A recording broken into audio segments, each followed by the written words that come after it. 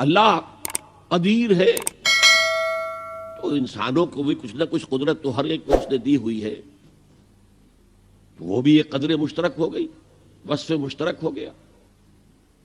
اللہ زندہ ہے، ہم بھی زندہ ہیں، یہ بھی ایک قدر مشترک ہے۔ اللہ دیکھتا ہے، ہم بھی دیکھتے ہیں، اللہ سنتا ہے، ہم بھی سنتے ہیں، اللہ ارادہ کرتا ہے، ہم بھی ارادہ کرتے ہیں، اللہ کلام کرتا ہے، ہم بھی کلام کرتے ہیں۔ یہ جو اشتراک لفظی ہے اس کی وجہ سے بہت بڑے مغالطے واقع ہو جاتے ہیں۔ تیسرا شرک ہے شرک فی الحقوق، جو حق صرف اللہ کا ہے اس میں کسی اور کو شامل کر دینا۔ یہ اصل میں شرک عملی کی مختلف صورتیں ہوں گی کہ جو اس تیسرے عنوان کے تحت ہمارے ہاں زیر بحث آئیں گی۔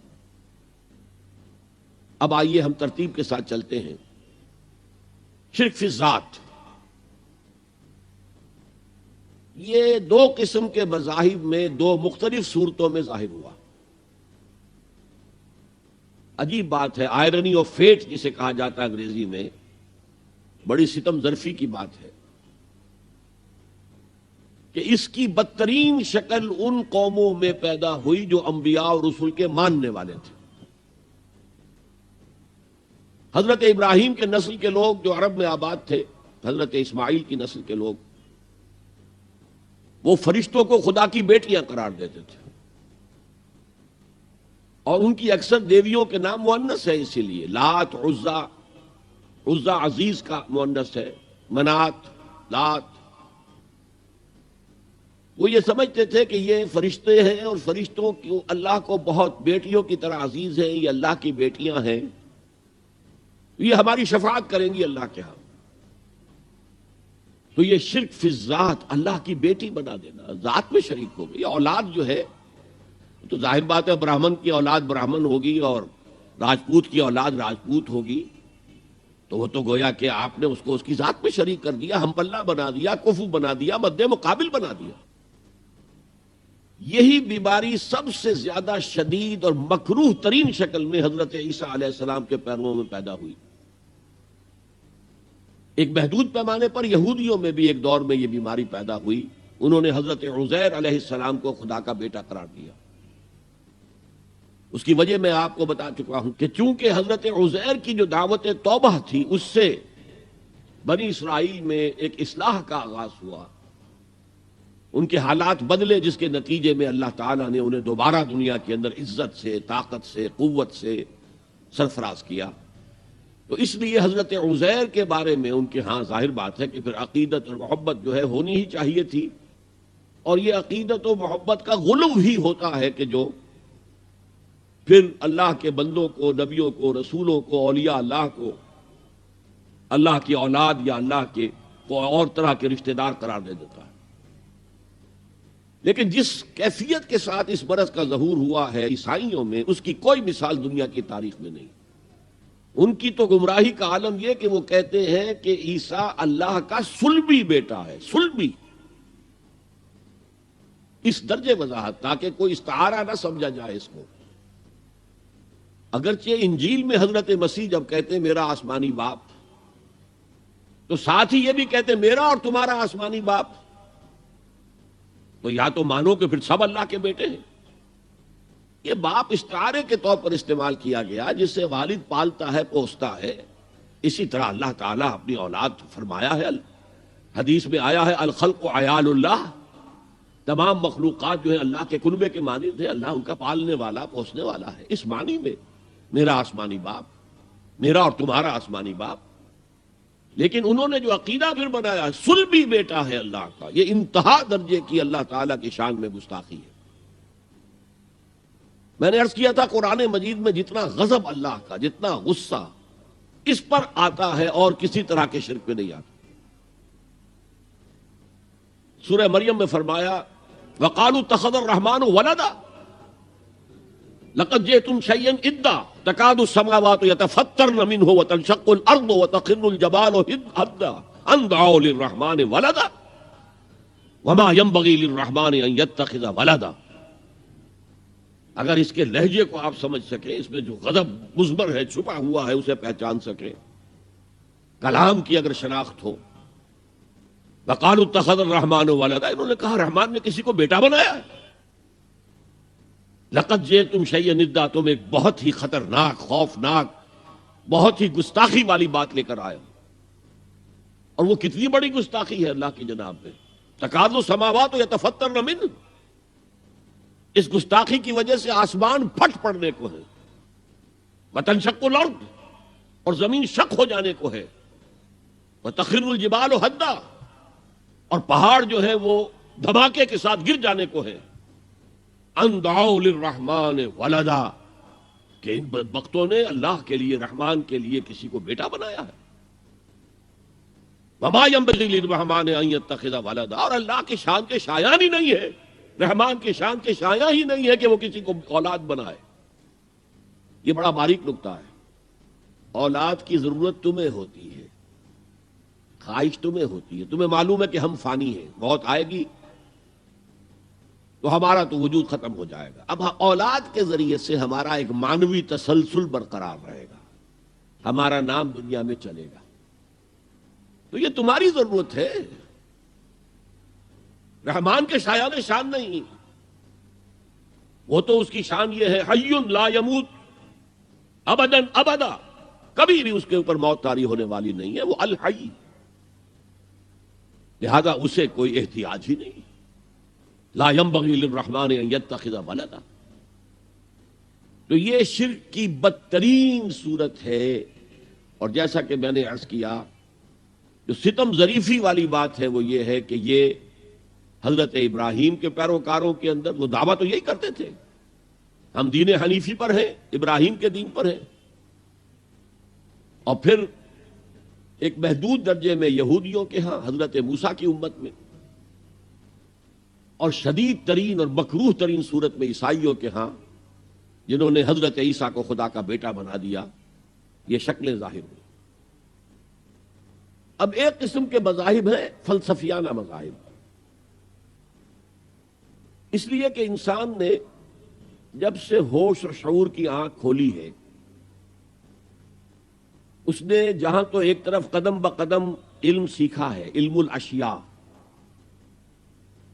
اس کی تفصیل میں نہیں جاؤں گا، ایک ایکوائرڈ نالج ہے جو انسان حاصل کرتا ہے اپنے ذریعے سے۔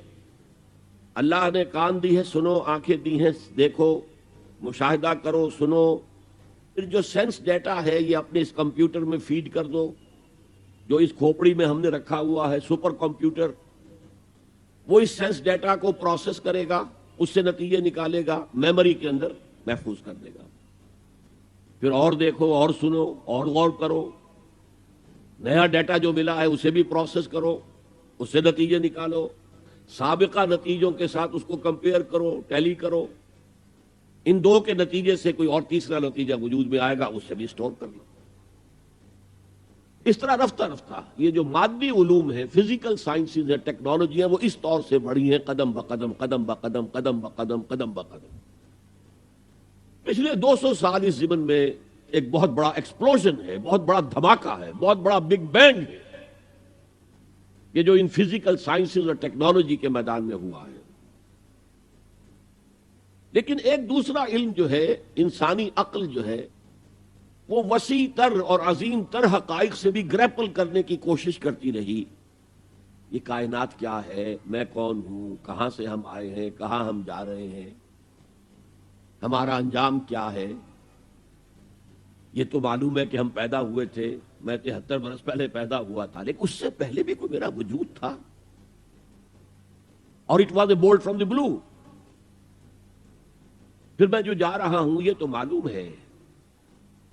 And our hearts, though stout and brave, still like muffled drums are beating funeral marches to the grave۔ قدم بقدم میں اپنی قبر سے قریب تر ہوتا جا رہا ہوں۔ غافل تجھے گھڑیال یہ دیتا ہے منادی، گردوں نے گھڑی عمر کی ایک اور گھٹا دی۔ بڑھی نہیں ہے عمر، گھٹ رہی ہے، لیکن کیا موت اس کے بعد بھی، بیونڈ ڈیتھ بھی کوئی میری ایگزسٹنس ہوگی یا نہیں ہوگی؟ Is that going to be the end؟ علم کیا ہے، نالج کیا ہے، ہاؤ ٹو ایکوائر اٹ۔ نیکی اور بدی کی کوئی حقیقت ہے یا ایسے ہی ہم نے بنا لی ہے ڈھکوسلے؟ جیسے انگریزی کا محاورہ ہے، نتھنگ از گڈ اور bed only thinking makes it so. کیا یہ صحیح ہے؟ یا نیکی اور بدی کی اقدار مستقل ہے، پرماننٹ ویلیوز ہیں؟ یہ سارے شعبے جو میں نے گنوائے ہیں یہ در حقیقت فلسفے کے مختلف شعبے ہیں. کائنات کیا ہے، اس کی حقیقت کیا ہے، وجود کی حقیقت کیا ہے، یہ میٹا فزکس ہے. خیر و شر کیا ہے بھی کہ نہیں ہے؟ اگر خیر خیر ہے تو اس پر آمادہ کرنے والی کون سی طاقت ہوگی اگرچہ اس میں نقصان ہو رہا ہو؟ اور شر اگر شر ہے تو اس سے روکنے والی کون سی طاقت ہوگی اگرچہ بظاہر اس سے فائدہ ہو رہا ہو؟ جھوٹ بولنے سے فائدہ ہو رہا ہے تو کون سی چیز روکے گی اسے جھوٹ بولنے سے؟ یہ ایتھکس کا مضامین ہے، یہ علم الاخلاقیات. علم کیا ہے، اس کی قسمیں کیا ہیں، ہاؤ ٹو ایکوائر دم، یہ ایپسٹیمولوجی کہلاتی ہے. یہ جو ہے فلسفے کی ایک اور شاخ ہے. تو یہ ساری چیزیں جو ہے یہ بھی انسان جو ہے کوشش کرتا رہا، گریپل کرتا رہا ان کے ساتھ کہ اس عقدے کو کسی طریقے سے کھولا جائے. اس کے ضمن میں مختلف فلسفیوں کے مختلف فلسفے وجود میں آتے رہے اور بعض فلسفوں نے مذاہب کی شکل اختیار کر لی. ہندوستان کے اکثر مذاہب فلسفیانہ مذاہب ہیں اور فلسفے کے اعتبار سے جو یونان کو مقام حاصل ہے وہی مقام بلکہ اس سے اونچا مقام ہندوستان کو حاصل ہے. 6 درشن، 6 different schools of thought in philosophy existed in India. اس میں الحاد مطلق بھی ہے اور اس میں توحید مطلق بھی ہے. دونوں چیزوں کی میں نے انتہا آپ کو بتا دی ہے. تو یہ فلسفیانہ مذاہب نے جب اس مسئلے کو سوچا کہ ایک کریٹر تو ہے، سمجھ میں آ گیا، اس نے یہ کائنات کیسے کریٹ کی؟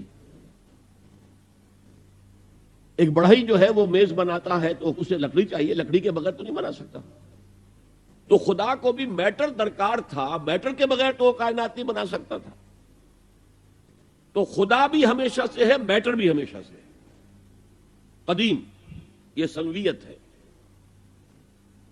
ایک اور فلسفہ ان کے ہاں پیدا ہوا، خدا بھی ہمیشہ سے ہے، مادہ بھی ہمیشہ سے ہے، روح بھی ہمیشہ سے ہے، آتما بھی ہمیشہ سے. یہ تسلیس ہو گئی. تعدد قدما. اچھا ایک اور بات، ایک شکل یہ سامنے آئی کہ خدا خود ہی کائنات کی صورت میں ڈھل گیا.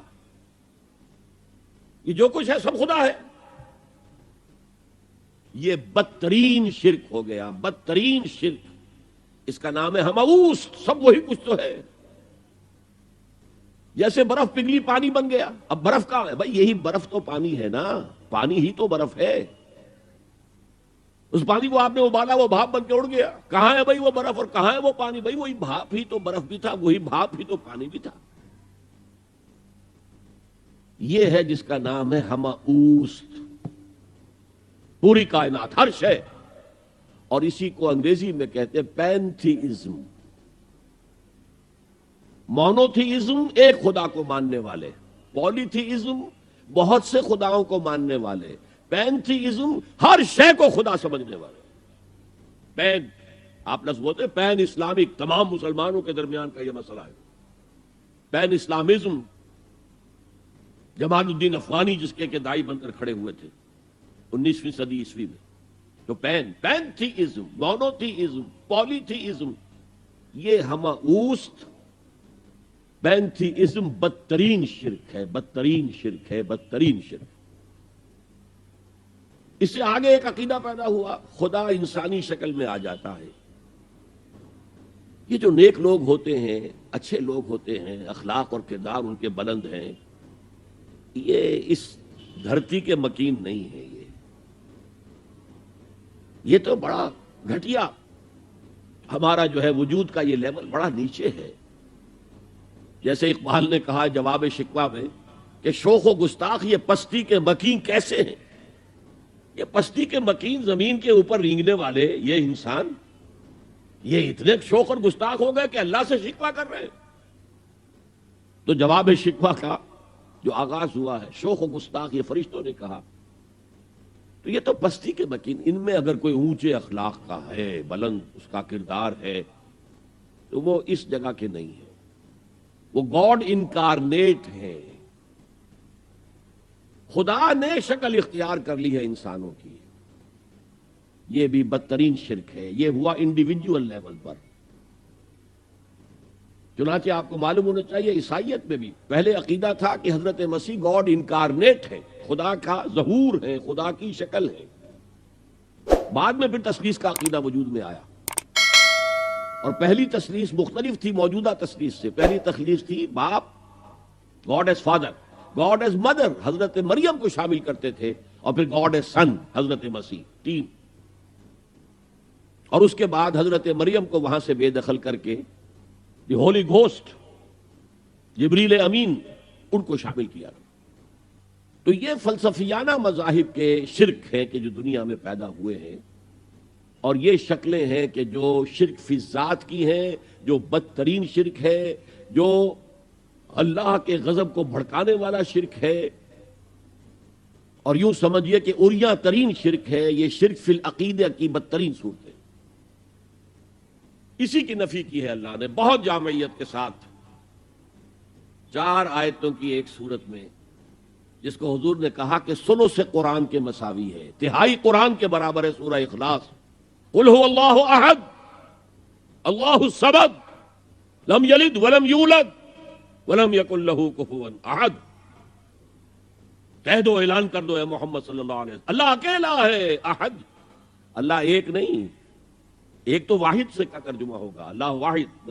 احد، اکیلا، تنہا، کوئی اس کا ساجی نہیں ہے. اللہ الصمد، سمد اس کو کہتے ہیں کہ جس کا کوئی سہارا لیا جائے، جس کے سہارے سے کوئی چیز قائم ہو. اللہ قائم بالذات ہے، اپنی ذات سے قائم ہے. پوری کائنات اس نے تھامی ہوئی ہے، وہ چلا رہا ہے. آسمانوں اور زمینوں کو اس نے تھاما ہوا، زالتا، کہیں اپنی جگہ سے ہٹ نہ جائے. آپ کو معلوم ہے کہ یہ عظیم سیارے اور یہ عظیم جو گیلیکسیز ہیں، ان کی اصل حقیقت کس قدر باریک معاملہ ہے ان کا، کس قدر باریک. لو سانس بھی آہستہ کہ نازک ہے بہت کام، آفاق کی اس کارگہ شیشہ گری کا. ان کے درمیان جو فاصلے ہیں، ان کی باہمی کشش ہے. اس کو ایک کشش ادھر سے کھینچ رہی ہے، ایک کشش ادھر سے کھینچ رہی ہے، تو یہ اپنی جگہ پر قائم ہے. اگر ادھر کی کشش ذرا سی بڑھ جائے وہ کھینچ لے گی، اور وہ ٹکرا جائیں گے اور کائنات درہم برہم ہو جائے گی. یہ تو توازن ہے. اسی کو کہا ہے سورہ رحمان میں وَوَضَعَ الْمِيزَانَ. لوگوں نے سمجھا میزان سے مراد یہ زمین کی جو میزان جس میں ہم تولتے نہیں. وَالسَّمَاءَ رَفَعَهَا وَوَضَعَ الْمِيزَانَ، یہ سما سے متعلق ہے.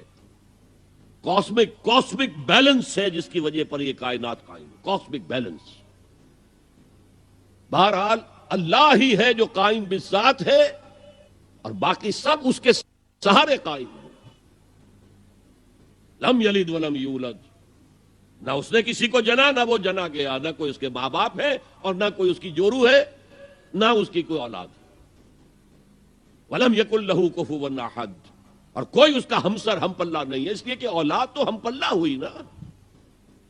میں نے آپ کو بتا دیا ہے، برہمن کا بیٹا تو برہمن ہی ہوگا، راجپوت کا بیٹا راجپوت ہوگا، سید زادہ سیدی ہوگا نا. تو یہ اصل میں شرک فی الذات کی نفی پر یہ سورہ مبارکہ اتنی جامع ہے کہ اسے حضور صلی اللہ علیہ وسلم نے سنو سے قرآن، تہائی قرآن کے مساوی ہے. اس لیے کہ ہمارے ایمانیات ثلاثہ ہی ہیں نا، 3 ایمانیات ہیں.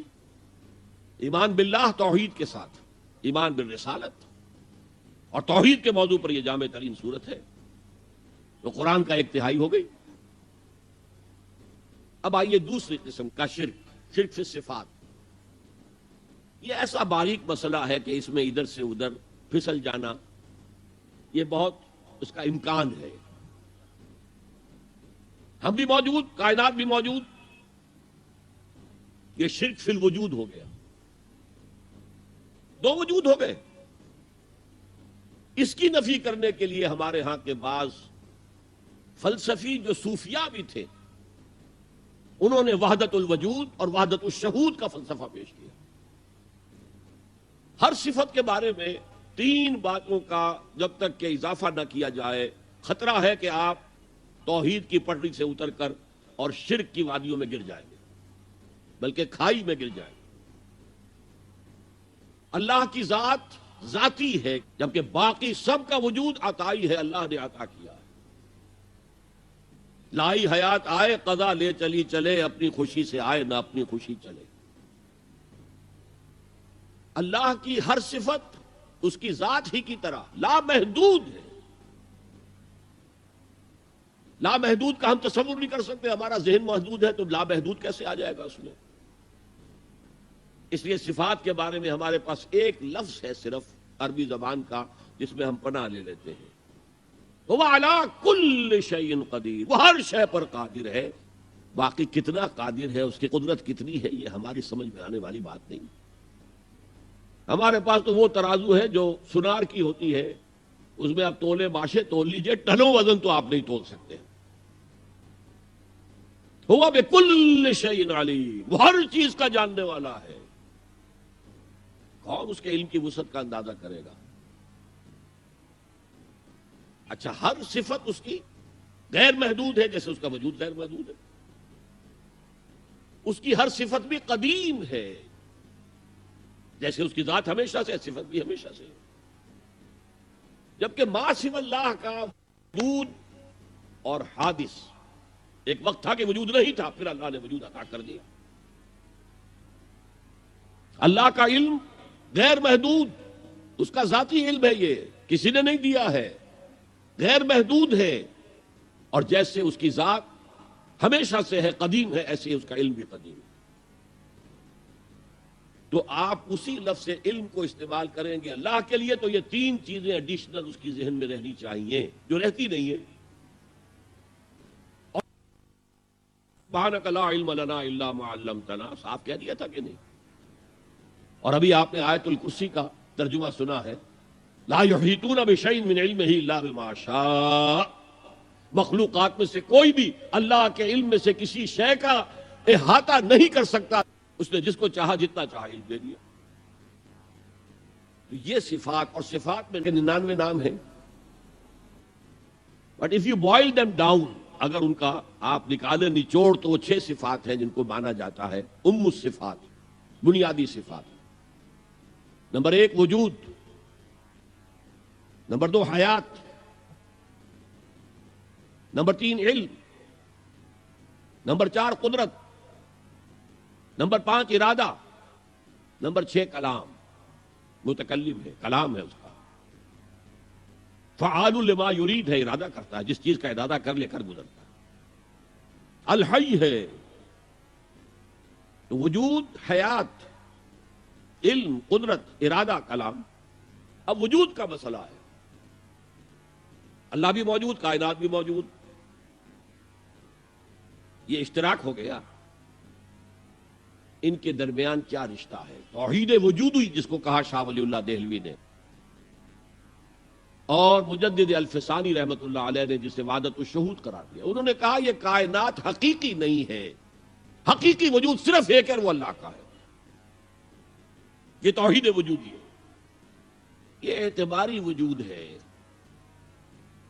جیسے دعا استخارہ میں ہم کہتے ہیں فَإِنَّكَ تَعْلَمُ وَلَا أَعْلَمُ وَتَقْدِرُ وَلَا أَقْدِرُ، اے اللہ تو جانتا ہے سب کچھ، ہم کچھ بھی نہیں جانتے۔ تو کیا کچھ بھی نہیں جانتے؟ کچھ تو جانتے ہیں نا۔ لیکن اللہ کے علم کے مقابلے میں ہمارا علم 0 کے درجے میں ہے، نہ ہونے کے درجے میں ہے۔ پھر یہ کہ اسی کا دیا ہوا علم ہے۔ قدرت ہمیں بھی اللہ نے کچھ نہ کچھ قدرت دی ہے، اس سے اعمال ہم کرتے ہیں۔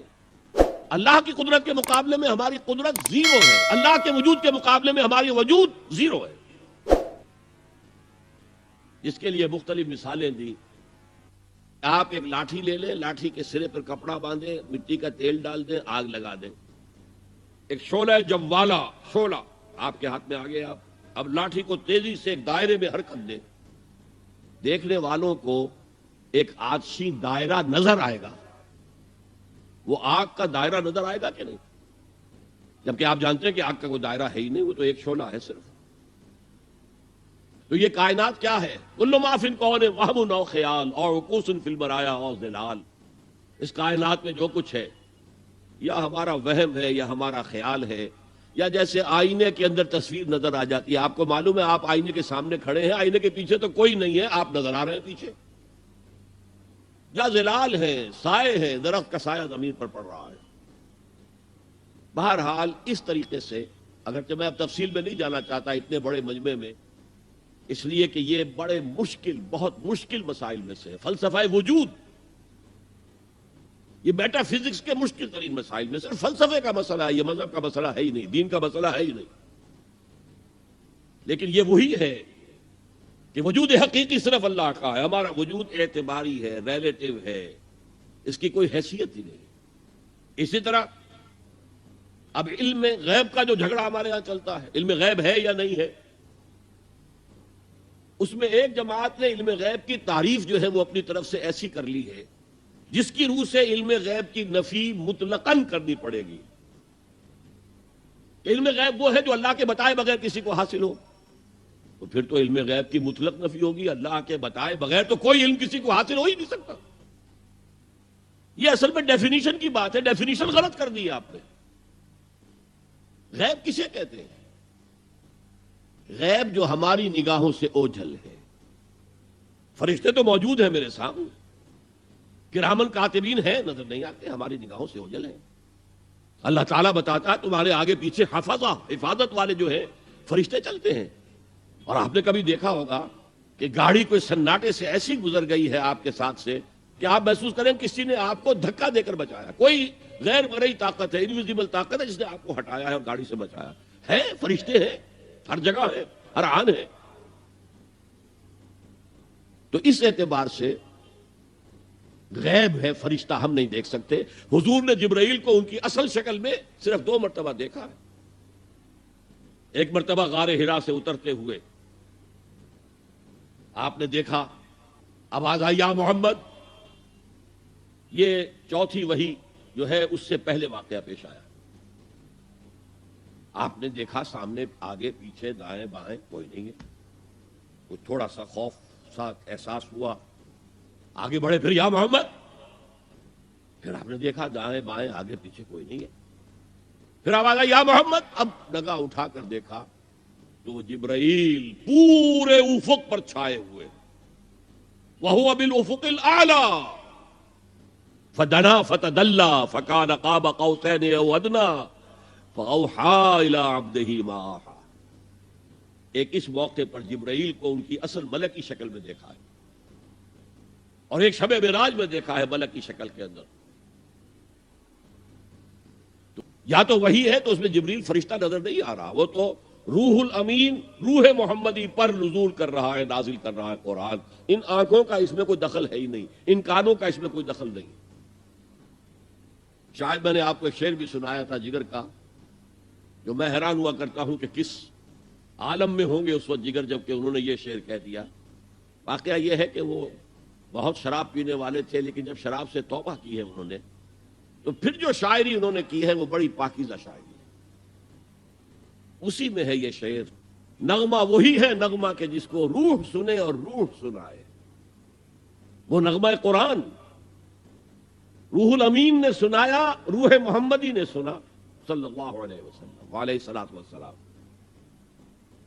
یہ نظم بڑی عجیب ہے۔ جہل خرد نے دن یہ دکھائے، جہل خرد انسان کے عقل کی جاہلیت، جدید فلسفے، جدید نظریہ۔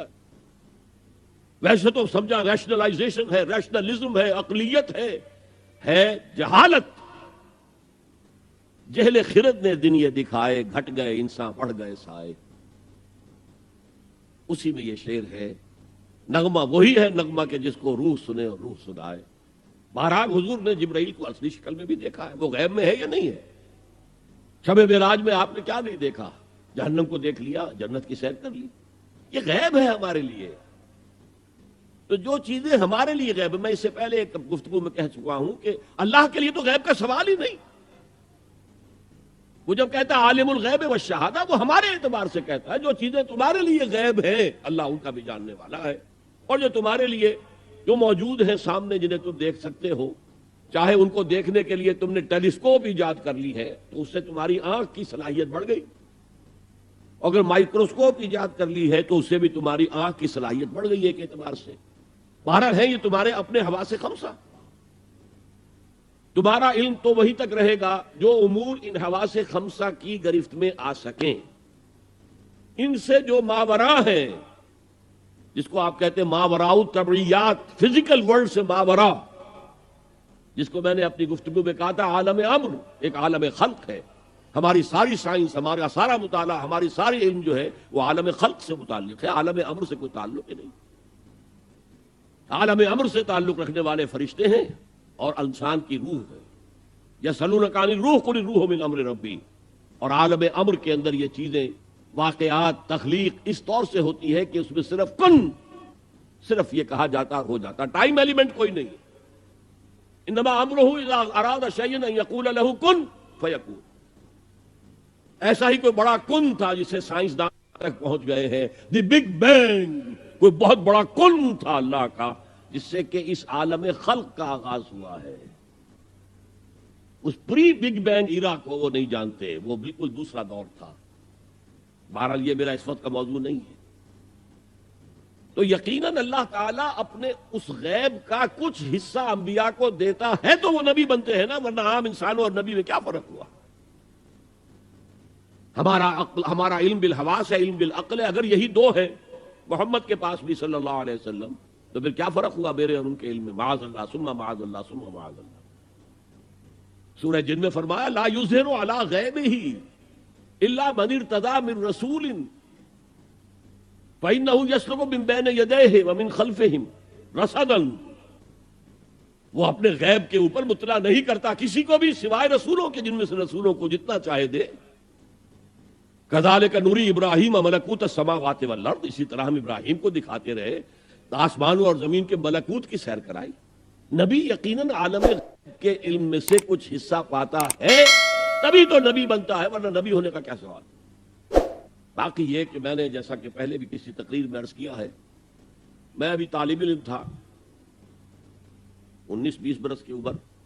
تو میں نے ایک بہت بڑے عالم دین بریلوی مکتب فکر جو ہمارے یہاں مشہور ہے، مولانا منظور احمد شاہ صاحب، بنڈگمری جو اب سائیوال کہلاتا ہے، اس زمانے میں وہ بنڈگمری کہلاتا تھا.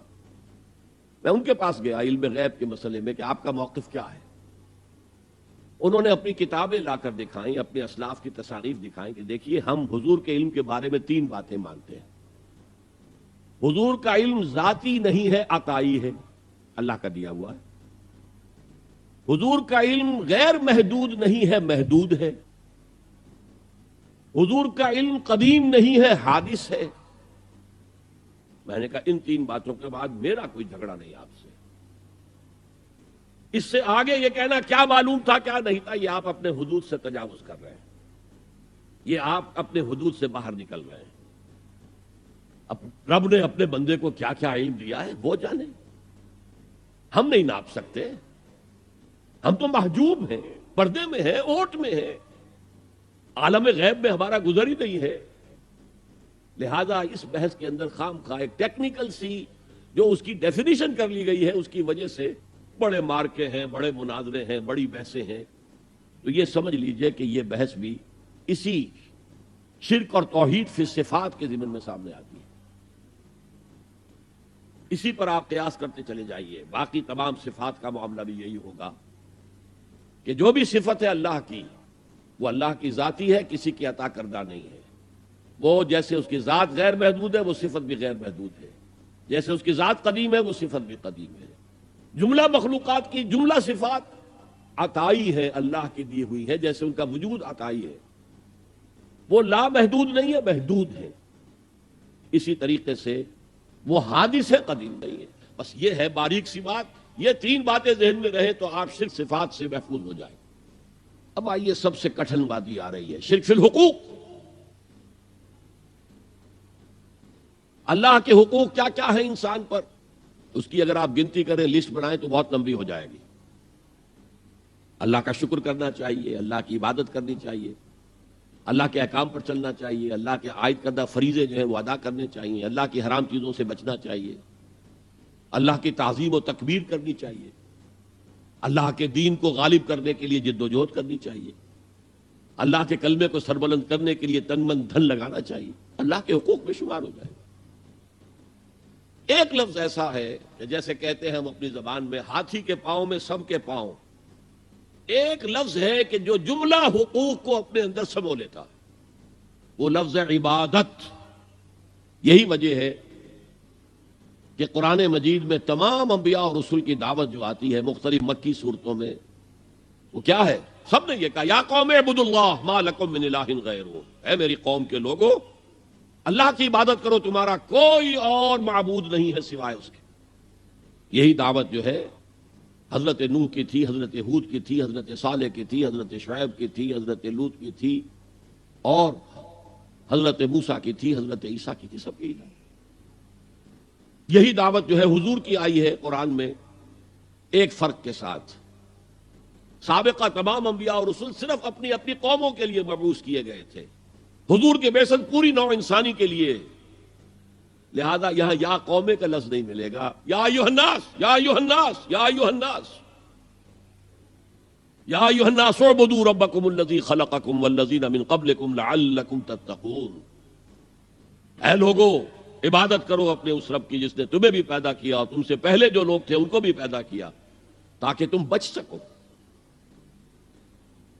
اور تم سے پہلوں کا ذکر کیوں کیا گیا کہ اکثر جو گمراہ لوگ ہیں وہ یہ کہتے تھے وجدنا علیہ آباءنا، بھائی ہم نے تو اپنے آباء و اجداد کو یہی کرتے دیکھا ہے، ہم تو یہی کریں گے۔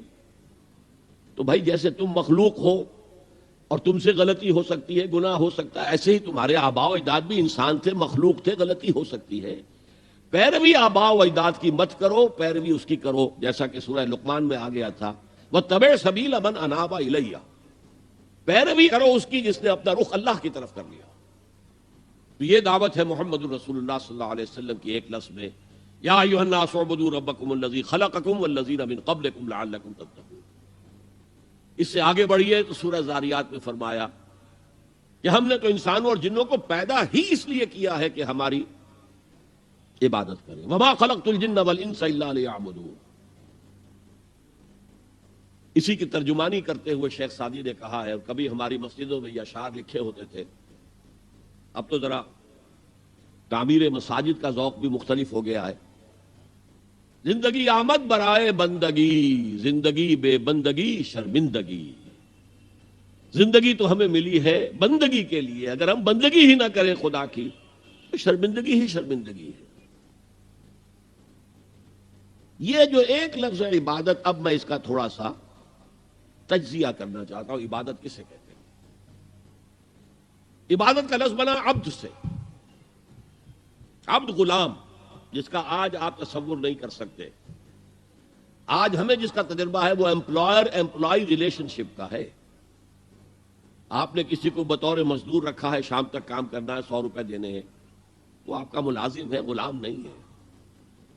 وہ جب 8 گھنٹے پورے ہو جائیں گے سلام کرے گا اور جائے گا۔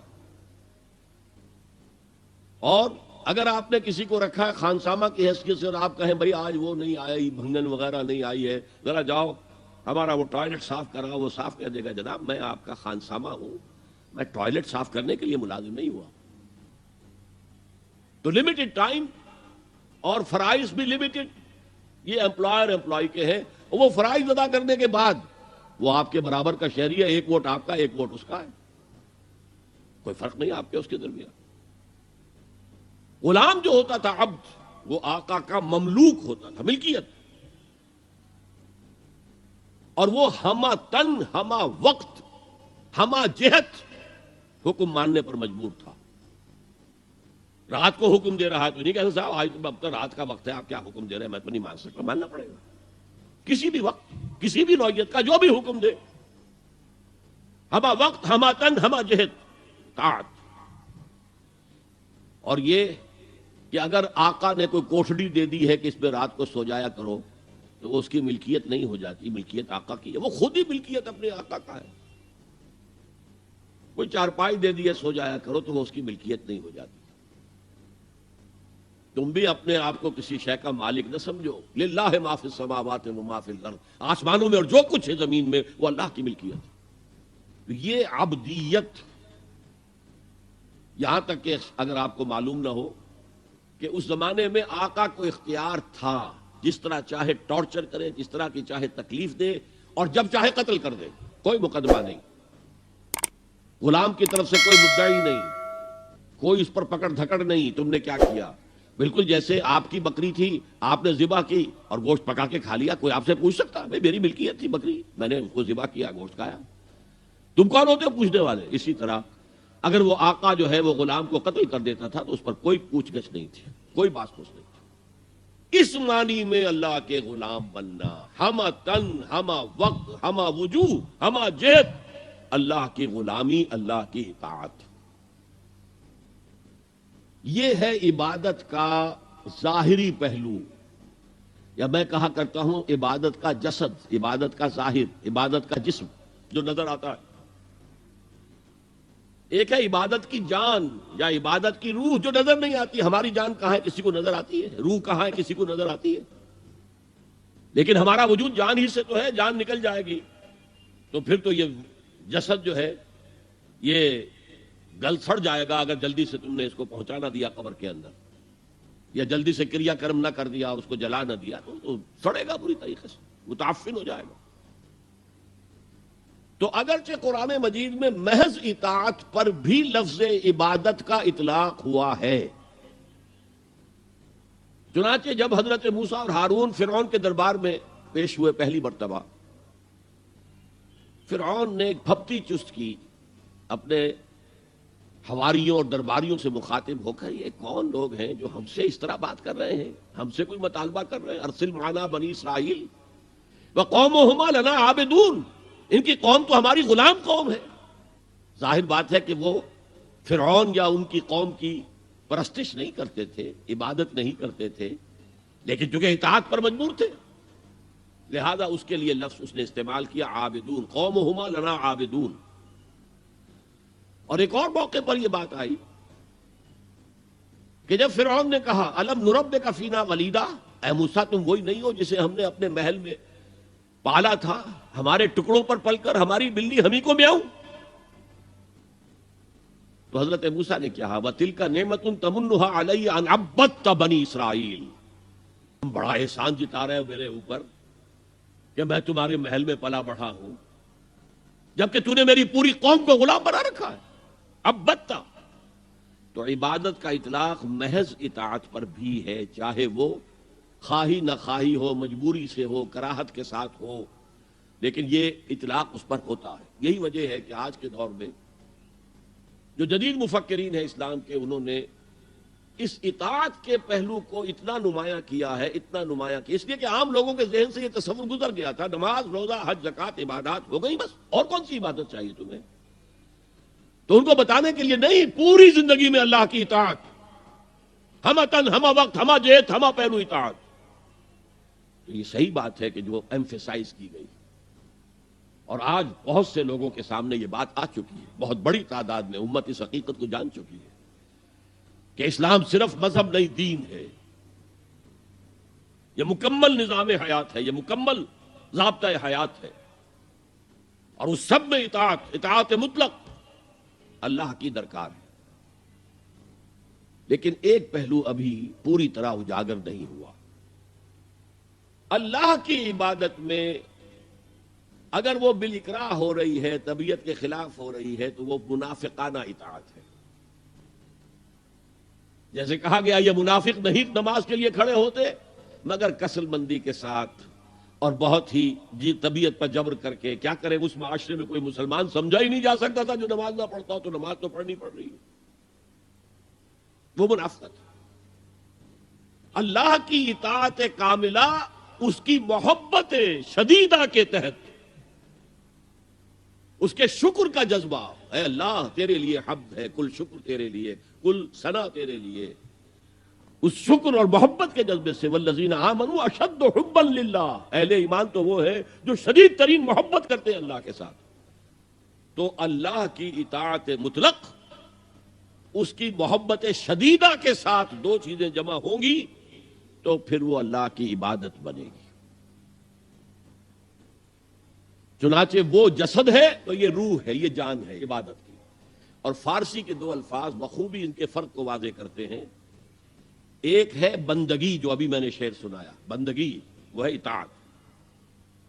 ایک ہے پرستش، پرستش ہوتی ہے محبت سے، کوئی زر پرست ہے، کوئی شہرت پرست ہے، کوئی اقتدار پرست ہے، کوئی وطن پرست ہے، کوئی قوم پرست ہے، کوئی خود پرست ہے، یہ پرستش پرستار کہہ دیتے ہیں آج کل، جو مختلف ایکٹرز اور ایکٹریسز ہیں ان کے جو پرستار ہیں، پرستار کہلاتے ہیں۔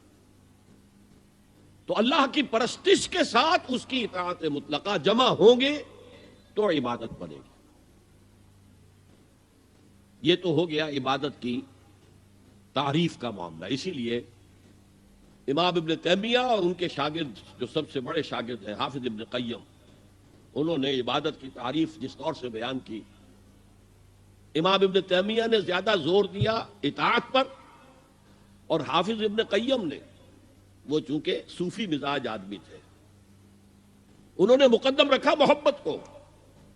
العبادت و تجمع اصلین، عبادت دو چیزوں، دو بنیادی چیزوں کو جمع کرنے سے وجود میں آتی ہے، غایت الحب مع غایت الذل والخضوع، حد درجے کی محبت اللہ کی اور حد درجے میں اللہ کے سامنے بچھ جانا، گر جانا، سر تسلیم خم ہے جو مزاج یار میں آئے، جو حکم ہے حاضر ہے پروردگار، جو حکم ہے حاضر ہے۔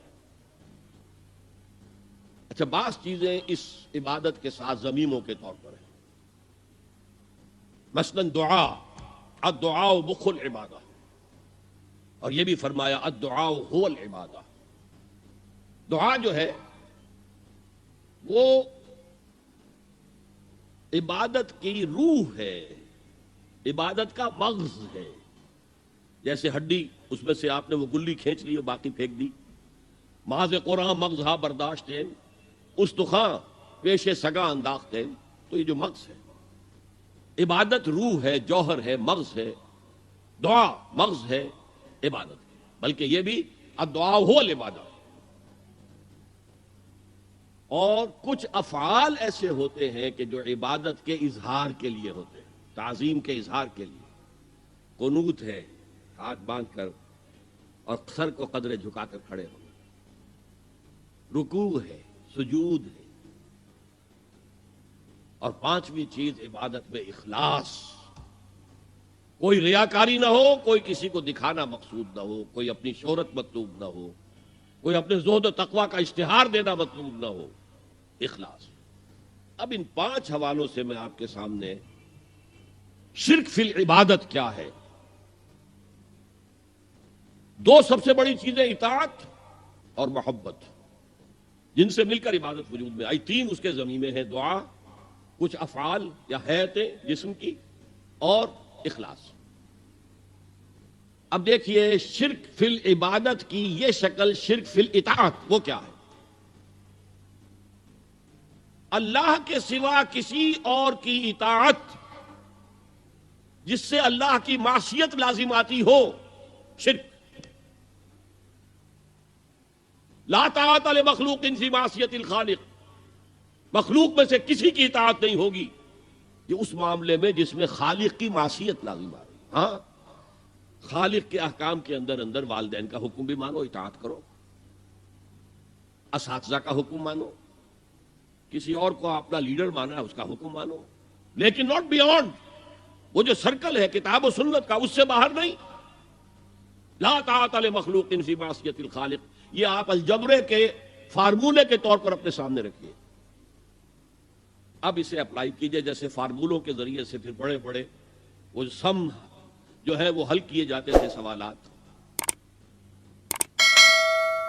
صبح کا وقت ہے، آنکھ بھی کھلی ہے، کوئی اذان کی آواز بھی کان میں آئی ہے، آپ کا نفس کہتا ہے ابھی سو جی، آپ نے اپنی چادر یا کمبل کو درست کیا اور کروٹ لی اور سو گئے۔ یہ کیا ہے؟ آپ نے کس کا حکم پیچھے پھینکا اور کس کا حکم مانا؟ اللہ کے حکم کو پیچھے پھینک دیا، نفس کے حکم کو آگے رکھا۔ یہ شرک، اس شرک کو جاننے والے بہت کم ہیں۔ مولانا روم نے خوب کہا تھا، نفس ماں ہم کم ترس فرعون نیست لیکن ایراعون نیست، میرا نفس بھی فرعون سے کم نہیں ہے۔ فرعون نے کہا تھا نا، الیس لی ملک مصر وہذہ الانہار تجری من تحتی، کیا اس ملک کے مصر کی حکومت میری نہیں ہے؟ اور سارا جو یہ آب پاشی کا نظام ہے، انہار کا نظام ہے، وہ میرے کنٹرول میں نہیں ہے؟ جس کا چاہوں موگا کھلا رکھوں، جس کا چاہوں بند کر دوں۔ یہ تھا خدائی کا دعویٰ، انا ربکم الاعلی۔ تو مولانا روم کہتے ہیں میرا نفس بھی اس سے کمتر نہیں ہے. وہ کہتا ہے یہ جسم میرا ہے، اس پر میرا حکم چلے گا، میں نہیں جانتا کون اللہ کون رسول، کیا حرام کیا حلال. تو فرعون سے کم تو نہیں ہے میرا نفس. لیکن فرعون اس کی بہت مدد تھی، فوج تھی، لاؤ لشکر تھا، تو اس نے زبان سے بھی کہہ دیا کھل کر الا ربکم الاعلی. میں مسکین ہوں، غریب ہوں، میرے پاس کوئی طاقت نہیں ہے، میں زبان سے تو کچھ نہیں کہہ سکتا، اندر سے میرا نفس یہی کہتا ہے. یہ نفس کی حکومت قرآن کہتا ہے. میں حیران ہوتا ہوں، 2 جگہ یہ مضمون آیا ہے. ارأیت من اتخذ الہہ ہواہ افانت تکون علیہ وکیلا. اے نبی تم نے دیکھا اس شخص کو، اس کے حال پر غور کیا جس نے اپنی خواہش نفس کو اپنا الہ بنا لیا ہے. اللہ اکبر. الہ، لا الہ الا اللہ، کلمہ توحید کا مرکزی لفظ یہاں آ رہا ہے. من اتخذ الہہ ہواہ، جس نے اپنی خواہش نفس کو اپنا معبود بنا لیا، الہ بنا لیا. افانت تکون علیہ وکیلا، کیا آپ ایسے شخص کی کوئی ذمہ داری لے سکتے ہیں؟ سود حرام ہوا کرے جی، حرام حرام، ہمارا دھندا جو ہے وہ آگے بڑھ نہیں سکتا. تو اللہ کے حکم کو پیچھے ڈالا، نفس کے تقاضے کو آگے رکھا. کون معبود ہے آپ کا؟ نام عبداللہ رکھیے، نام عبد الرحمن رکھیے، ہے عبد النفس، نفس کے بندے، نفس کے غلام. یہ میں نے یوں سمجھئے کہ جیسے میں نے ہجرت اور جہاد کی ڈیفینیشنز کی تھی. ہجرت کا بیس کیا ہے؟ پوچھا گیا ایو الہجرت افضل یا رسول اللہ، اے اللہ کے رسول بتائیے سب سے اعلیٰ ہجرت کون سی ہے، افضل؟ فرمایا ان تہجر ما کرہ ربک، ہر اس چیز کو چھوڑ دو جو تمہارے رب کو پسند نہیں. آج رات ہی سے آپ ہجرت شروع کر سکتے ہیں. جائزہ لیجئے کیا کیا چیزیں میری زندگی میں خلاف شریعت ہے، جو اللہ کو ناپسند ہے. فیصلہ کیجئے کہ آج کے بعد نہیں ہوگی. ہجرت شروع ہو گئی، افضل الہجرہ، سب سے افضل ہجرت شروع ہو گئی.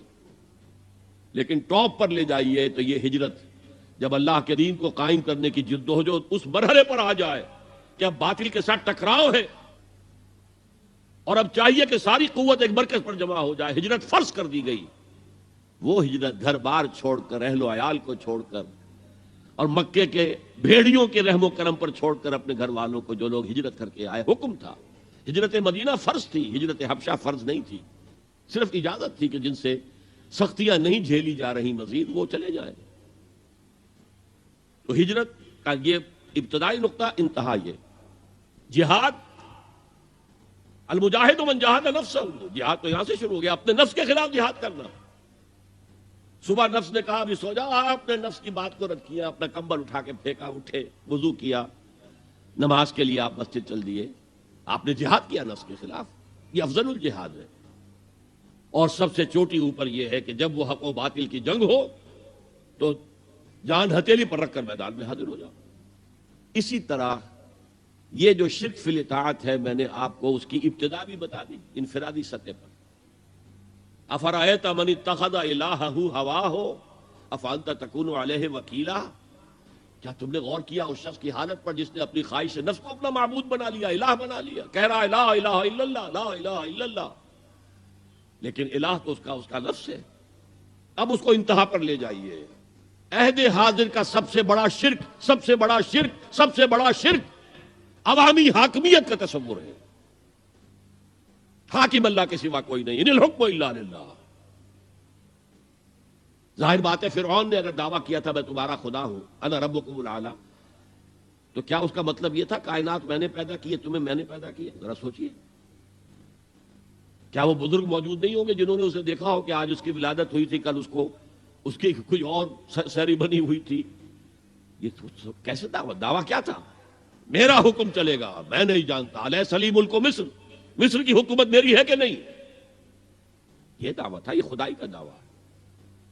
کسی زمانے میں وہ فرد ہوتے تھے، نمرود ہوتے تھے، نماردہ، فراعنہ. جمال عبد الناصر نے نعرہ لگایا تھا نحن ابناء الفراعنہ، بڑے فخر کے ساتھ ہم فرعونوں کی اولاد ہیں. اور صدام نے لگایا تھا نعرہ نحن ابناء النماردہ، ہم نمرودوں کی اولاد. عراق کے بادشاہوں کا لقب نمرود تھا، اور مصر کے بادشاہ فرعونہ تھے، فرعون تھے۔ زمانے کا جب ارتقا ہوا ہے اور اس میں فیصلہ کن کام جو ہے وہ حضور نے صلی اللہ علیہ وسلم، جب حضور کی حیات طیبہ کے بعد خلافت انفرادی سے اجتماعی ہو گئی، جب تک نبوت جاری تھی نبی ہی خلیفہ ہوتا تھا اللہ کا، اس کی ہاٹ لائن اللہ کے ساتھ وحی کی لگی ہوئی ہے، ادھر سے حکم آتا ہے وہ امپلیمنٹ کرتا ہے، جہاں اس کا حکم نہیں ہے وہ اپنا بیسٹ ججمنٹ استعمال کر کے فیصلہ کرتا ہے۔ یہی ہے وائس جیرنسی، یہی ہے خلافت، ایسنس آف خلافت یہی ہے۔ جیسے وائس رائے دلی میں ہوتا تھا، ہمارا بادشاہ یا ملکہ تو انگلستان میں ہوتے تھے۔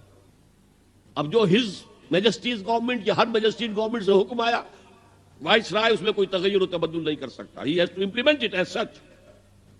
جہاں کوئی حکم نہیں ہے تو وہ مقام پر بیٹھا ہے، آن دی اسپاٹ ہے، حالات کو دیکھے اور جو مملکت اور کنگڈم کی مصلحت میں سب سے بہتر نظر آئے وہ فیصلہ کر لے۔ لیکن حضور پر نبوت ختم تو خلافت کلیکٹیو ہو گئی، خلافت المسلمین۔ اگرچہ شروع میں امیر المومنین کہا جاتا تھا، کچھ عرصے کے بعد خلیفت المسلمین یہ اصطلاح جو ہے وہ عام ہوئی۔ اسی طرح انفرادی ملوکیت کی بجائے اجتماعی ملوکیت کا تصور جو ہے شیطان نے پٹی پڑھائی۔ ابلیس کی مجلس شورا جو اقبال کی بڑی ہی یوں سمجھیے کہ اہم ترین نظموں میں سے ہے، امت مسلمہ کے نام پیغام پر مشتمل وہ نظم جو ہے، اور وہ ان کے آخری ایام کی ہے، اور وہ ان کی زندگی میں چھپی بھی نہیں تھی، ارمغان حجاز ان کے انتقال کے بعد چھپی ہے، جس میں آخری جو کلام تھا فارسی اور اردو دونوں کا جمع کر دیا گیا، ورنہ اس سے پہلے فارسی علیحدہ چھپتی تھی کتابیں، اردو کی علیحدہ، لیکن اب اتنا کم تھا کہ ان کے لیے علیحدہ کتابیں شائع کرنا مناسب نہیں سمجھا گیا۔ ابلیس نے مجلس شورا بلائی، ایک مجلس شورا کے جو رکن نے کہا کہ دیکھو جمہوریت کا دور آ گیا ہے، اب ہماری ابلیسیت کو تو بڑا خطرہ ہے، ابلیسی نظام تو ختم ہو جائے گا، جمہوریت توڑ دی بندوں نے آقاؤں کے خیموں کی تناب، یہ تو عوام نے جو ہے اپنے آقا بیرنز اور لارڈز اور بادشاہوں کے خیموں کی تنابیں توڑ دی، گرا دیے خیمے، یہ تو انقلاب آ رہا ہے، میرے آقا وہ جہاں زیر و زبر ہونے کو ہے، جس جہاں کا ہے فقط تیری سیاست پر مدار۔ ابلیس کیا کہتا ہے بڑے ٹھنڈے انداز میں، ہم نے خود شاہی کو پہنایا ہے جمہوری لباس، جب ذرا آدم ہوا ہے خود شناس و خود نگر۔ آج آدمی میں ایک سیلف امپورٹنس پیدا ہو چکی ہے۔ یہ بادشاہ کون ہوتے ہیں جو ہمارے سروں پر مسلط ہے، محلوں میں رہتے ہیں، عیش کرتے ہیں، جو خون پسینہ جو ہے وہ کسان کر رہا ہے، ابھی انڈسٹریل ریولوشن تو نہیں ہوا تھا، وہ ساری بات جو تھی وہ زرعی معیشت تھی، خون پسینہ وہ کرتا ہے، فصل میں سے لارنس شیئر آ کر بیرن اور لارڈ وہ لے گیا، اور اس میں سے ایک حصہ اس نے بادشاہ کو پہنچا، ایک اپنے پاس رکھا، ظالمانہ نظام ہے۔ تو ہم نے دیکھا کہ انسانوں میں کچھ شعور پیدا ہو گیا، خود شعوری، تو ہم نے ملوکیت کو ڈھال دیا نئے سانچے میں، ہم نے خود شاہی کو پہنایا ہے جمہوری لباس۔ وہ گندگی جو فرعون کے سر پر ٹنوں کے حساب سے رکھی ہوئی تھی، ہم نے کہا تولا تولا سب میں تقسیم کر دو، ایک ایک ووٹ سب کے ہاتھ میں دے دو اور کہہ دو تم حاکم ہو۔ ہم نے خود شاہی کو پہنایا ہے جمہوری لباس، جب ذرا آدم ہوا ہے خود شناس و خود نگر۔ تو نے کیا دیکھا نہیں مغرب کا جمہوری نظام، چہرہ روشن اندروں چنگیز سے تاریک تر۔ It is the dictatorship of the capitalist, جسے جمہوریت کا نام دیا جا رہا، کھیل ہے، تماشا ہے۔ تو آج کی دنیا کا سب سے بڑا شرک اسے کوئی جانتا ہی نہیں، وہ شرک فی العقیدہ ان کو معلوم ہے، اور اس کے اوپر فتوے بھی وہ لگا دیں گے۔ کوئی قبر کے سامنے کھڑے ہو کر کوئی دعا کر رہا ہے، کسی کو رکوع کر لیا، کسی نے سجدہ کر لیا، تو خیر ٹھیک ہے، وہ تو ایک شرک جلی ہو رہا ہے، وہ تو معلوم ہے، اس کی نفی ہو رہی ہے۔ لیکن یہ وہ تھے شرک جو پہلے تھے، آج کا شرک بالکل اور ہے۔ آج کا شرک دو میں گنوا دیتا ہوں آپ کو، ایک ہے عوامی حاکمیت کا تصور، ایک ہے مادہ پرستی کا تصور۔ مادے پر سارا توکل اور اعتماد ہے، اللہ پر کہاں توکل رہا، کہاں اعتماد رہا۔ میٹیریلزم یہ ایک مذہب ہے، یہ ایک فلسفہ ہے۔ بہرحال اطاعت کے ضمن میں شرک فی الاطاعت کیا ہے؟ انفرادی سطح پر نفس پرستی، نفس کو اپنا معبود بنا لینا. اجتماعی سطح پر عوام کی حاکمیت، بدترین شرک. اب آئیے محبت، شرک فی المحبت کیا ہے؟ اگر کسی بھی شے اور کسی بھی انسان کی محبت اللہ کی محبت سے بڑھ جانا تو دور کی بات ہے، برابر بھی آ کر ہم نشین ہو گئی، بیٹھ گئی، تو یہ شرک ہے. والذین آمنوا اشد حبا للہ، جب تک اشد محبت آپ میں اللہ کی نہیں ہوگی. اگر کوئی اور شے محبوب ہے تو من الناس من یتخذ من دون اللہ اندادا یحبونہم کحب اللہ، لوگوں میں سے ایسے بھی ہیں جنہوں نے اللہ کو چھوڑ کر کسی اور چیزوں کو مد مقابل بنا لیا ہے، ان سے وہ محبت کرتے ہیں جو اللہ سے کرنی چاہیے تھی. توحید کا تقاضا ہے لا محبوب الا اللہ، لا مطلوب الا اللہ، لا مقصود الا اللہ. مقصود و مطلوب اور محبوب حقیقی اللہ کے سوا کوئی نہیں. اور وہ آیت میں آپ کو سنا چکا ہوں، سورہ توبہ کی آیت نمبر 24، انتہائی لرزا دینے والی آیت.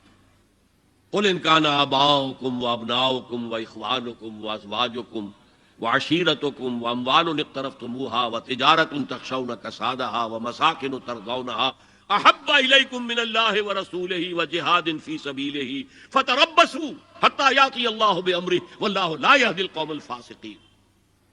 اے نبی ان کے کان کھول دیجئے، اچھی طرح سنا دیجئے کہ اے لوگو، اے ایمان کے دعوے دارو، اگر تمہیں اپنے باپ، اپنے بیٹے، اپنے بھائی، اپنی بیویاں یا بیویوں کے لیے شوہر، اور اپنے رشتہ دار، اور اپنے وہ مال جو بڑی محنت سے کما کر کھتے بھرے ہوئے ہیں، اور اپنی وہ تجارت جس کی کساد بازاری کا تمہیں اندیشہ رہتا ہے مندہ نہ ہو جائے، اور اپنے وہ محل، اپنی حویلیاں جو تم نے تعمیر کی ہیں اور بہت تمہیں محبوب ہیں، انہیں خوب فرنش کیا ہے، اگر یہ 8 چیزیں محبوب تر ہیں اللہ سے اور اللہ کے رسول سے اور اللہ کی راہ میں جہاد سے، تو جاؤ دفعہ ہو جاؤ، وہاں بیٹھ کر انتظار کرو یہاں تک کہ اللہ اپنا فیصلہ سنا دے. اور اللہ ایسے فاسقوں کو کبھی ہدایت نہیں دے گا. 8 چیزیں. اقبال نے بہت خوب کہا ہے، یہ مال و دولت دنیا، یہ رشتہ و پیوند. 5 قریب ترین رشتے آ گئے، باپ، بیٹا، بھائی، زوجین اور رشتہ دار. رشتہ و پیوند، یہ جوڑنے والا. اور مال و دولت دنیا کی 3 شکلیں آ گئیں. دولت جو آپ اپنی بیلنس شیٹ کو دیکھ دیکھ کر آپ اس پہ خوش ہوتے ہیں، اب ہمارے ایسٹس کی یہ قیمت ہو گئی اب. اور وہ مکانات جو آپ نے بنائے ہیں بڑے محبوب ہیں، اور ایسے بنائے ہیں، قرآن مجید میں آتا ہے ایسے بنا رہے ہیں جیسے تمہیں ہمیشہ رہنا ہے ان مکانوں کے اندر. اور وہ کاروبار جن میں تمہیں اندیشہ رہتا ہے کہ کہیں کساد نہ ہو جائے، کوئی ڈپریشن نہ آ جائے. یہ 8 چیزیں، یہ مال و دولت دنیا 3، یہ رشتہ و پیوند. بتان وہم و گما لا الہ الا اللہ، یہ سب وہم و گمان کے بت ہیں جن کی پرستش میں تم لگے ہوئے. ان سب کی پرستش چھوڑو تو لا الہ الا اللہ کا حق ادا ہوگا. اب اس اصول کو بھی اپلائی کرنا شروع کیجئے. آئیے انڈیویجول لیول پر. دولت کی محبت، اگر آپ کو دولت کی محبت آمادہ کرتی ہے کہ اللہ کے حدود کو پامال کریں، حرام ذرائع استعمال کریں، دولت آنی چاہیے، حلال سے ہو، حرام سے ہو، جائز ہو، ناجائز سے ہو، بائی ہوک اور بائی کروک دولت آنی چاہیے، تو آپ کی محبوب حقیقی کون ہوئی؟ دولت. یہ دولت آپ کی معبود ہے. کون بڑے سے بڑا موحد اس شرک کا احساس رکھتا ہے؟ اور حضور نے اس قدر کلیئر فرمایا ہے، تعس عبد الدینار و عبد الدرہم، ہلاک ہو گیا یا ہلاک ہو جائے. یہ کلام خبریہ ہے یا یہ بد دعا ہے؟ تعس عبد الدینار و عبد الدرہم، درہم و دینار کا بندہ ہلاک ہو جائے. نام عبد الرحمن ہے، حقیقت میں عبد الدینار ہے، عبد الدرہم ہے. درہم و دینار آنے چاہیے، جائز سے یا ناجائز سے، حلال سے یا حرام سے، صحیح سے یا غلط سے، بائی حک اور بائی کرو. تو معبود کون ہوا؟ ہمارے ہندو بھائیوں نے کیا کیا؟ لکشمی دیوی دولت کی دیوی ہے، اس کی پوجا کرتے کس لیے؟ مطلوب کیا ہے؟ دولت. اس کی پوجا وہ خوش ہو جائے تو دولت ملے گی. ہم نے کہا ہٹاؤ جی اس دیوی کو بیچ میں سے، ہم براہ راست ہی پوج لیں گے، بس یہی تو فرق کیا ہے نا. عبد الدینار و عبد الدرہم، یہ ہے انفرادی سطح پر. شرک فی المحبت، جو روح عبادت ہے، جو عبادت کی جان ہے، محبت، غایت الحب ما غایت الذل والخضوع. اور ٹاپ پر لے آئیے، آج کی دنیا اجتماعیت کے میدان میں اگرچہ اب زمانہ بدل رہا ہے، لیکن تقریباً 1 صدی سے نیشن سٹیٹس، وطن کی بنیاد پر قومیت، وطن محبوب ترین شے، جو شے میرے وطن کے لیے صحیح ہے وہ میں کروں گا، چاہے وہ غلط ہو، وہ حرام ہو، اللہ کے قانون کے خلاف ہو، لیکن میرے وطن کے لیے ہوگا. وطن زندہ باد، یہ وطن پرستی ہے. اس وطن پرستی کے مذہب کی ایک نماز بھی ہے. ترانہ ہو رہا ہے تو کھڑے ہو جاؤ، قنوت، کھڑے ہو جانا عبادت کا حصہ ہے. اس کا جھنڈا سلامی دو. یہ وطن کے معبود کے ریچولز ہیں، مذہب وطنیت. اسی لیے اقبال نے کہا تھا، اس کو سمجھا نہیں کسی نے بھی، اس دور میں میں اور ہے جام اور ہے جم اور، ساقی نے بنا کی روش لطف و ستم اور، تہذیب کے آزر نے ترشوائے صنم اور. آج کا صنم، آج کا بت کون ہے؟ تہذیب کے آزر نے ترشوائے صنم اور، مسلم نے بھی تعمیر کیا اپنا حرم اور. ان تازہ خداؤں میں بڑا سب سے وطن ہے، جو پیرہن اس کا ہے وہ مذہب کا کفن. خدا پرستی، یہ وطن کی لکیر سے تم اور ہو گئے، میں اور ہو گیا. لکیر، انسانیت منقسم. جو تمہارے وطن کے لیے ٹھیک ہے وہ تم کرو گے چاہے وہ اخلاقاً غلط، اور جو میرے وطن کے لیے ٹھیک ہے وہ میں کروں گا چاہے اخلاقاً غلط. یہ کون سا دین ہے؟ یہاں تو وطن تمہارا معبود بن گیا. پاکستان میں بڑا شور اٹھا تھا جب میں نے کہا تھا کہ جھنڈے کو سلامی دینا شرک ہے اور ترانے کے وقت کھڑا ہو جانا شرک ہے. اور میں کبھی بھی تقریبات میں جاتا ہوں، اقبال ڈے ہو رہا ہے، کچھ اور ہو رہا ہے، میں ان تقریبات کا مقرر نہیں ہوں، لیکن جب بہت زور دیتے ہیں چلا جاتا ہوں. لیکن وہاں ترانہ پڑا جاتا میں بیٹھا رہتا ہوں، میں کھڑا نہیں ہوتا. اور اس پر چیمے گوئیاں ہوتی ہیں اخبارات کے اندر. لیکن میرے نزدیک یہ وطن کی نماز پڑھ رہے ہو تمہارا یہ قنوت اور وطن کا ترانہ، اس میں حمد ہو رہی ہے وطن کی. یہ کیا ہے؟ آج کے دور کا بدترین شرک، شرک فی المحبت. آگے چلیے، شرک فی الدعاء. کسی کو مت پکارو کسی مدد کے لیے سوائے اللہ. وَأَنَّ الْمَسَاجِدَ لِلَّهِ فَلَا تَدْعُوا مَعَ اللَّهِ أَحَدًا. اللہ کے ساتھ، یعنی ایک تو یہ کہ اللہ کو چھوڑ کر کسی کو پکارنا، ایک ہے اللہ کے ساتھ پکارنا، اللہ کو بھی پکارنا اوروں کو بھی پکارنا. بدترین شرک ہے دعا اللہ کے لیے، ندا اللہ کے لیے. اس کا بھی ذرا میں تجزیہ کر دوں آپ. دیکھیے، ایک ہے عام مادی قوانین دنیا کے جو ہے اس کے تحت کسی سے مدد چاہنا. بھائی ذرا مجھے پانی پلا دینا، یہ بھی آپ نے مدد چاہیے ہے نا. حضور کے بارے میں تو آیا ہے کہ آپ اتنے خوددار تھے صلی اللہ علیہ وسلم کہ اگر سواری پر ہوتے تھے اور آپ کا کوڑا نیچے گر جاتا تھا تو کسی سے یہ نہیں کہتے تھے کہ یہ کوڑا مجھے اٹھا کے دے دو، بلکہ خود سواری سے اتر کر کوڑا اٹھاتے تھے. تو یہ جو قانون مادی ہے اس کے تحت مدد مانگنا کوئی بری بات نہیں ہے، کوئی غلط بات نہیں. ماورائی اعتبار سے، غیبی اعتبار سے کسی سے مدد مانگنا، کسے باشد کوئی ہو، شرک، شرک فی الدعاء. ان المساجد للہ فلا تدعوا مع اللہ احدا. ایک ہے استعارتن. استعارتن اقبال کہتا ہے ہمالا اے فصیل کشور ہندوستان. تو یہ خطاب بالکل ایک استعارہ سا ہے. اسی معنی میں مولانا حالی نے اپنی مسدس کے اختتام پر جو مناجات لکھی ہے، اے خاصا اے خاصان رسول وقت دعا ہے، امت نے تیری آ کے عجب وقت پڑا ہے۔ وہ دی جو بڑی شان سے نکلا تھا وطن سے، پردیس میں وہ آج غریب الغربا ہے۔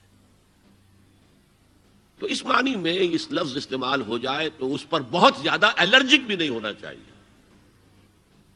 لیکن غیبی طور پر کسی کے بارے میں یہ عقیدہ رکھ کر کہ وہ میری مشکل کشائی کر سکتا ہے، حاجت روائی کر سکتا ہے، میری مدد کر سکتا ہے، یہ شرک ہے، اور اس کے شرک ہونے میں کوئی شک نہیں۔ ان المساجد للہ فلا تدعوا مع اللہ احد۔ اب دیکھیے ہمارے یہ فرشتے یہاں بیٹھے ہیں نا، ہم کہہ سکتے ہیں ذرا بھائی میرا یہ کام کر دینا؟ نہیں کہہ سکتے۔ جبرائیل کو پکار سکتے ہیں، اے جبرائیل ذرا میرا یہ کام کر دینا؟ نہیں، وہ عالم غیب کی شے ہے۔ کسی ولی اللہ کی روح کو پکار کر کہنا کہ میری یہ مشکل دور کر دے؟ نہیں، اللہ سے کہے، اللہ کو پکارے، اللہ جس کے ذریعے سے چاہے آپ کی ضرورت پوری کر دے۔ اس ضمن میں کہوں گا کہ شاہ ولی اللہ دہلوی نے ایک بات کہی ہے، اگرچہ مجھے اس کی کوئی دلیل اپنے طور پر انڈیپینڈنٹلی کتاب و سنت میں نہیں ملی ہے، لیکن شاہ صاحب کا ایک مقام مرتبہ ہے جو میری نگاہ میں بہت بلند ہے۔ انہوں نے یہ لکھا ہے کہ جو اللہ کے برگزیدہ بندے ہوتے ہیں، اولیاء اللہ، اللہ تعالیٰ ان کی ارواح کو ان کے فوت ہونے کے بعد ملائکہ کے طبقہ اسفل میں شامل کر دیتے ہیں، اور وہ بھی جس طرح وہ ملائکہ اللہ کے احکام کی زمین میں تنفیذ کر رہے ہیں، وہ بھی اسی کام میں لگ جاتے ہیں۔ میں نے عرض کیا کہ میرے پاس انڈیپینڈنٹلی کوئی دلیل نہیں ہے اس کے حق میں، لیکن شاہ صاحب کا فرمانا خود میرے لیے ایک درجے میں دلیل ہے۔ لیکن یہاں ایک تو یہ نوٹ کرنے کا، ملائکہ کا طبقہ اسفل، ملائکہ کا سب سے نچلا طبقہ، اور اللہ کے حکم کی تنفیذ کرتے تو فرشتے کر رہے ہیں، وہ بھی ہوں، ہمیں اس سے کیا غرض ہے؟ ہم نہ فرشتے کو پکار سکتے ہیں اور نہ کسی ولی اللہ کو پکار سکتے۔ پکارو اللہ کو۔ قال ربکم ادعونی استجب لکم ان الذین یستکبرون عن عبادتی سیدخلون جہنم داخرین۔ تمہارا رب کہتا ہے مجھے پکارو، مجھ سے مانگو، میں تمہیں دوں گا، تمہاری دعا سنوں گا، قبول کروں گا، اور جو بربنائے تکبر مجھ سے نہیں مانگتے وہ جہنم میں داخل ہوں گے، ذلیل و خوار ہو کر۔ حضور نے ایک بات مجھے متن یاد نہیں ہے، بہت پیاری فرمائی، دیکھو انسانوں سے تم مانگتے ہو کچھ تو ایک دفعہ تو اس کے ماتھے پر، تیوری پر بل پڑ ہی جاتا، یہ کیوں میرے سامنے ہاتھ سوال کیا، کیوں مجھے سے مانگ رہا ہے، چلیے بعد میں کچھ وہ دے ہی دے، لیکن ناگوار گزرتا ہے۔ ارے اس سے مانگو جو کہتا ہے کہ مجھ سے مانگو اور میں دوں گا، وہ نہ مانگنے پہ ناراض ہے، اس سے نہیں مانگتے۔ رات کے آخری ساعتوں میں، یا جسے آپ کہتے ہیں the small hours of the morning, حدیث میں آتا اللہ نزول اجلال فرماتے، جس کو ہم نہیں جانتے کیسے نزول ہوتا ہے، ذات باری تعالیٰ، اس کے متعلقات کے بارے میں جو بات آ گئی قرآن میں حدیث میں وہ ہم مانتے ہیں، کیسا یہ ہم نہیں جانتے، اس کا ہاتھ ہے کیسا ہم نہیں جانتے، اس کا چہرہ ہے کیسا ہم نہیں جانتے، اس کی ساق ہے، اس کی پنڈری ہے کیسی ہم نہیں جانتے، وہ سنتا ہے کیسے سنتا ہے ہم نہیں جانتے، کیا اس کے کان ہیں، کیا اسے بھی ساؤنڈ ویوز کی ضرورت ہے سننے کے لیے، وہ دیکھتا ہے کیسے دیکھتا ہم نہیں جانتے، وہ اترتا ہے کیسے اترتا ہم نہیں جانتے، جو قرآن میں آ گیا حدیث میں آ گیا مان لیجئے بس، باقی یہ متشابہات میں سے ہے، اس کی کھود کرید میں پڑو گے تو فتنے میں مبتلا ہو جاؤ، ابتغاء الفتنة وابتغاء تاویلہ۔ لہذا حدیث میں آتا ہے کہ رات کے آخری ساعتوں میں اللہ سمائے دنیا تک نزول فرماتے ہیں، اور پھر ندا لگتی ہے هل من سائل فأعطیہ، ہے کوئی سوال کرنے والا، مانگنے والا کہ میں اسے دوں، هل من مستغفر فاغفر له، ہے کوئی گناہوں کی معافی چاہنے والا کہ میں اسے معاف کر دوں۔ ہم انٹا غفیل سو رہے ہیں، ہم تو مائل بکرم ہے، کوئی سائل ہی نہیں، راہ دکھلائیں کسے، رہنمے منزل ہی نہیں، راہ کسے دکھا، اللہ کے راستے پر چلنے کا فیصلہ کرو، اللہ کی راہ میں جہاد کا فیصلہ کرو، پھر اللہ راستہ کھولے گا، والذین جاہدوا فینا لنہدینہم سبلنا، وہ لوگ کہ جو ہمارے راستے میں جہاد کریں، محنت کریں، مشقتیں کریں، ہم لازماً ان پر اپنے راستے کھولتے چلے جائیں۔ تو دعا، شرک فی الدعا، مانگو صرف اللہ سے، اللہ سے، اللہ سے، وہ چاہے کسی فرشتے کے ذریعے، چاہے کسی فوت شدہ ولی اللہ کی روح کے ذریعے سے، چاہے کسی کو بھی نہیں، براہ راست اپنے حکم سے، اس کی تو قدرت ہے جو چاہے کرے، کن فیکون، وہ جیسے بھی ہو وہ آپ کی ضرورت پوری کرے گا۔ وہی ہے جو کہ مشکلات کو حل کرنے والا ہے، وہی ہے کہ رزق دینے والا ہے، وہی ہے جو مرض سے شفا دینے والا ہے۔ پکارو اسی کو، مانگو اسی سے۔ اب آئیے، کچھ مراسم عبودیت ہوتے ہیں، مراسم، رسم کہتے ہیں کسی چیز کی ظاہری شکل کو۔ رہ گئی رسم ازاں روح بلالی نہ رہی، فلسفہ رہ گیا تلقین غزالی نہ رہی۔ یہ قرآن کا بھی ہم اسے رسم الخط کہتے ہیں، رسم الخط، اور یہ حضرت عثمان کے زمانے میں فائنل ہوا ہے کہ یہ اس طریقے سے لکھا جائے۔ تو عبدیت کے اظہار کے لیے کچھ رسومات ہیں، جس میں سے ایک پر گفتگو ہو چکی، قنوت، والقانتین والقانتات۔ یہ جو ہے اللہ کے حضور میں چاہے ہاتھ باندھے چاہے ہاتھ کھلے ہوں، لیکن ذرا جھک کر گردن میں خم کر کے کھڑے ہونا، یہ نماز کے اندر جو قنوت ہے یہ قنوت ہے۔ یہ بھی اپنی عاجزی کا اظہار ہے، عجز اور تذلل۔ وہ جو ابن قیم کی میں نے ڈیفینیشن آپ کو بتائی، العبادت تجمع اصلین، غایت الحب وغایت الذل والخضوع، حد درجے میں اللہ کے سامنے بچ جانا، جھک جانا، گر جانا، رکوع، سجدہ اللہ کے سوا کسی کے لیے نہیں۔ اور اس معاملے میں دین محمدی جو اپنی تکمیل کو پہنچ گیا، الیوم اکملت لکم دینکم واتممت علیکم نعمتی ورضیت لکم الاسلام دینا، حضور کی بعثت سے قبل سجدہ تعظیمی جائز تھا، کسی شخص کی تعظیم کے لیے، اس کی عزت کے لیے اس کے سامنے سجدہ کرنا جائز تھا۔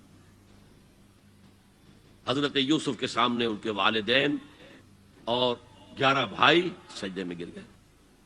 بچپن میں خواب دیکھا تھا اور 40-50 سال بعد اس کی تعبیر بالفعل ایک اس واقعے کے طور پر سامنے آ گئی۔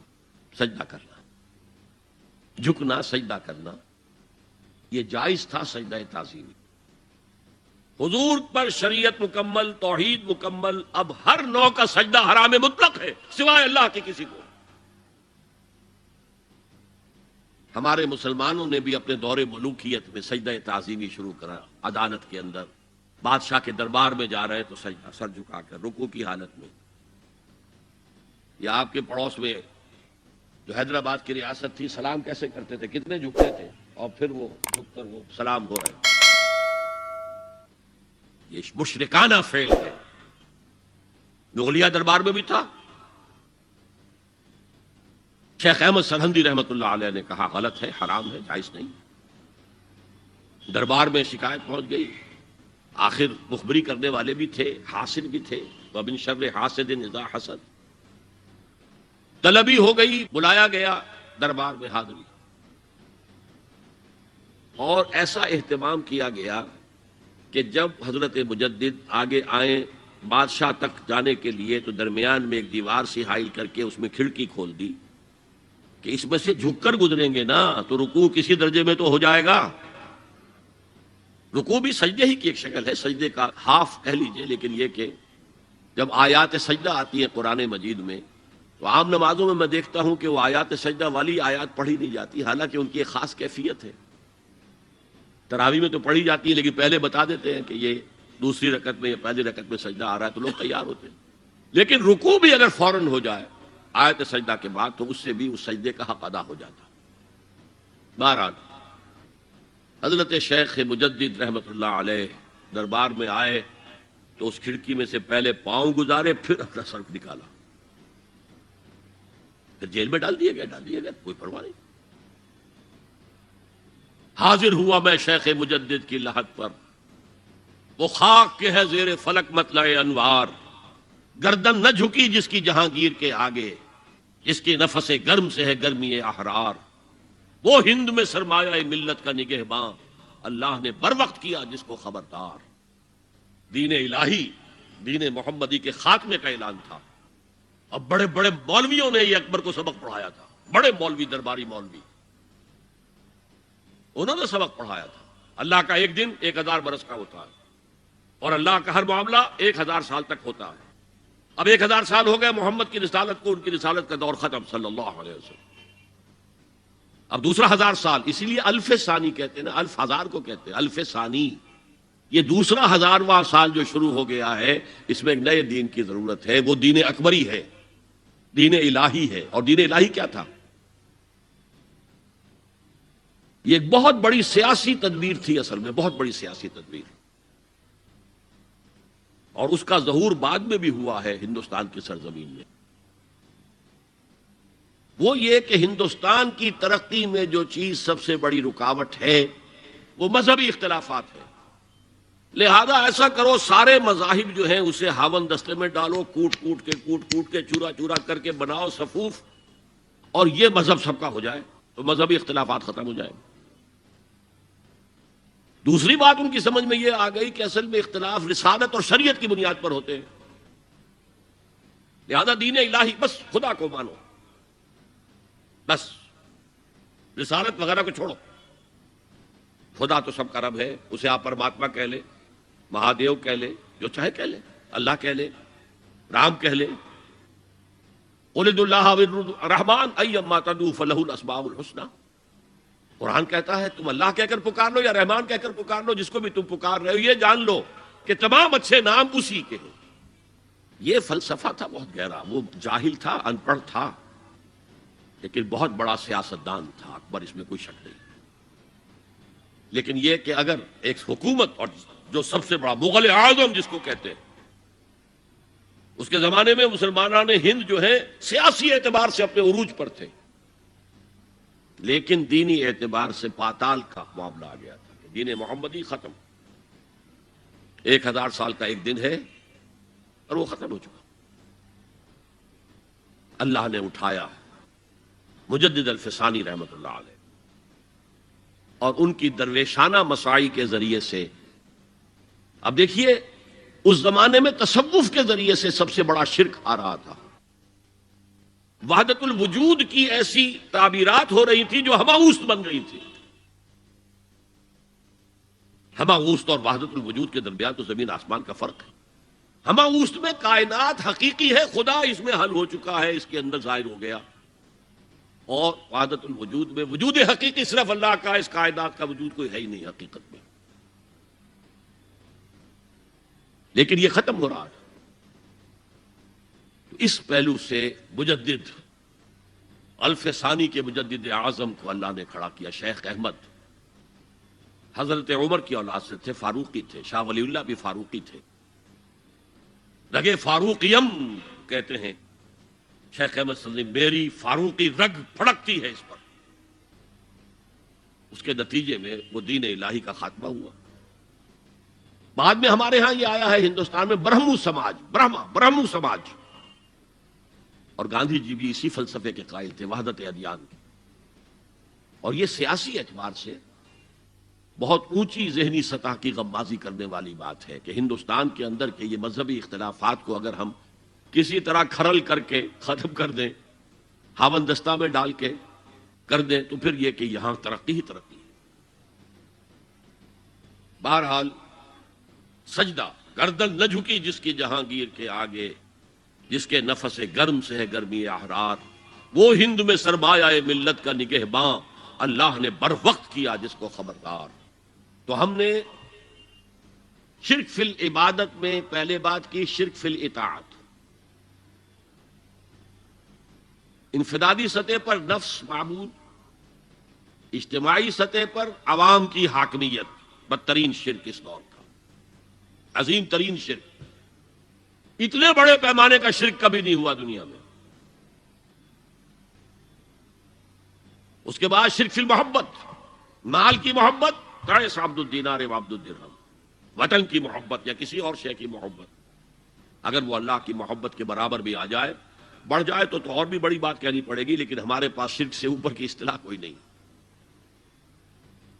پھر شرک فی الدعا، اللہ کے سوا کسی اور سے حاجت روائی کے لیے، مشکل کشائی کے لیے پکارنا کسی۔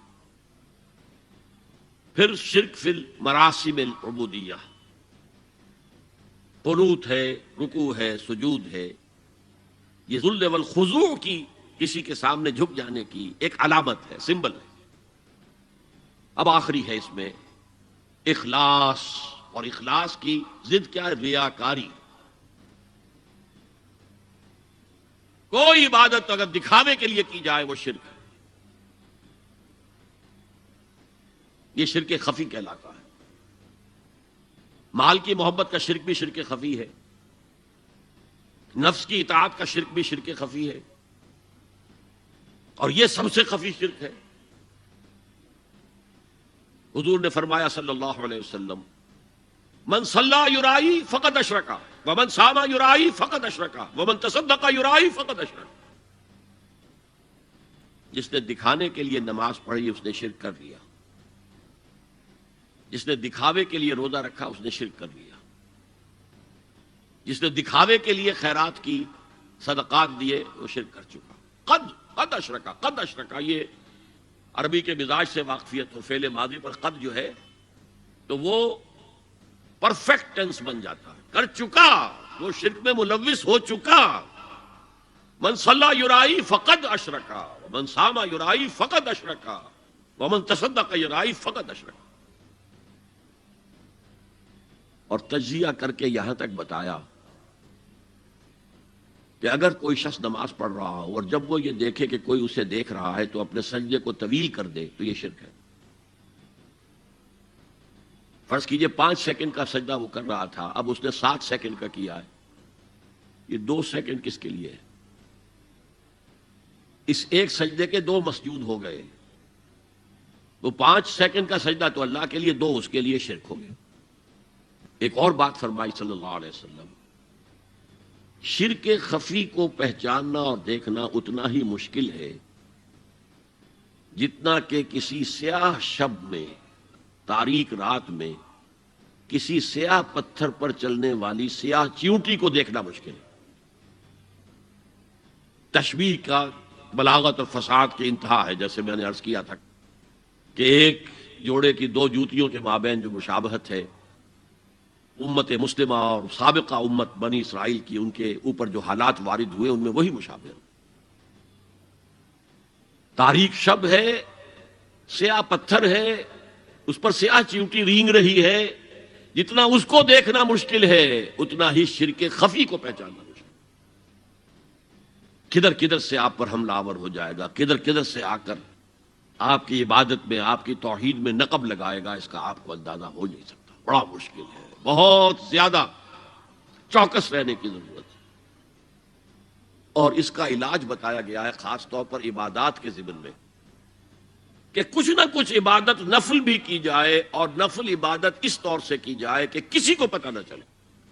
اب ہمارا حال یہ ہو گیا کہ ساری، اگر کوئی عشاء کی 17 رکعتیں پڑھتا، سب کی سب مسجد میں پڑھتا، حالانکہ صحابہ کے دور میں مسجد تھی فرائض کی ادائیگی، باقی جا کر نماز گھر میں پڑھو گے وہ افضل ہے۔ اور نوافل تو خاص طور پر اگر کسی کو تہجد کی توفیق ہو گئی ہے تو کسی نہ کسی طرح ڈھنڈورا پیٹے گا، اسے جی کیا کریں، بس رات کو جاگنا ہوتا ہے، طبیعت جو ہے بڑی بھاری رہتی ہے، ہو گیا اپنا ڈھنڈورا پیٹ دیا،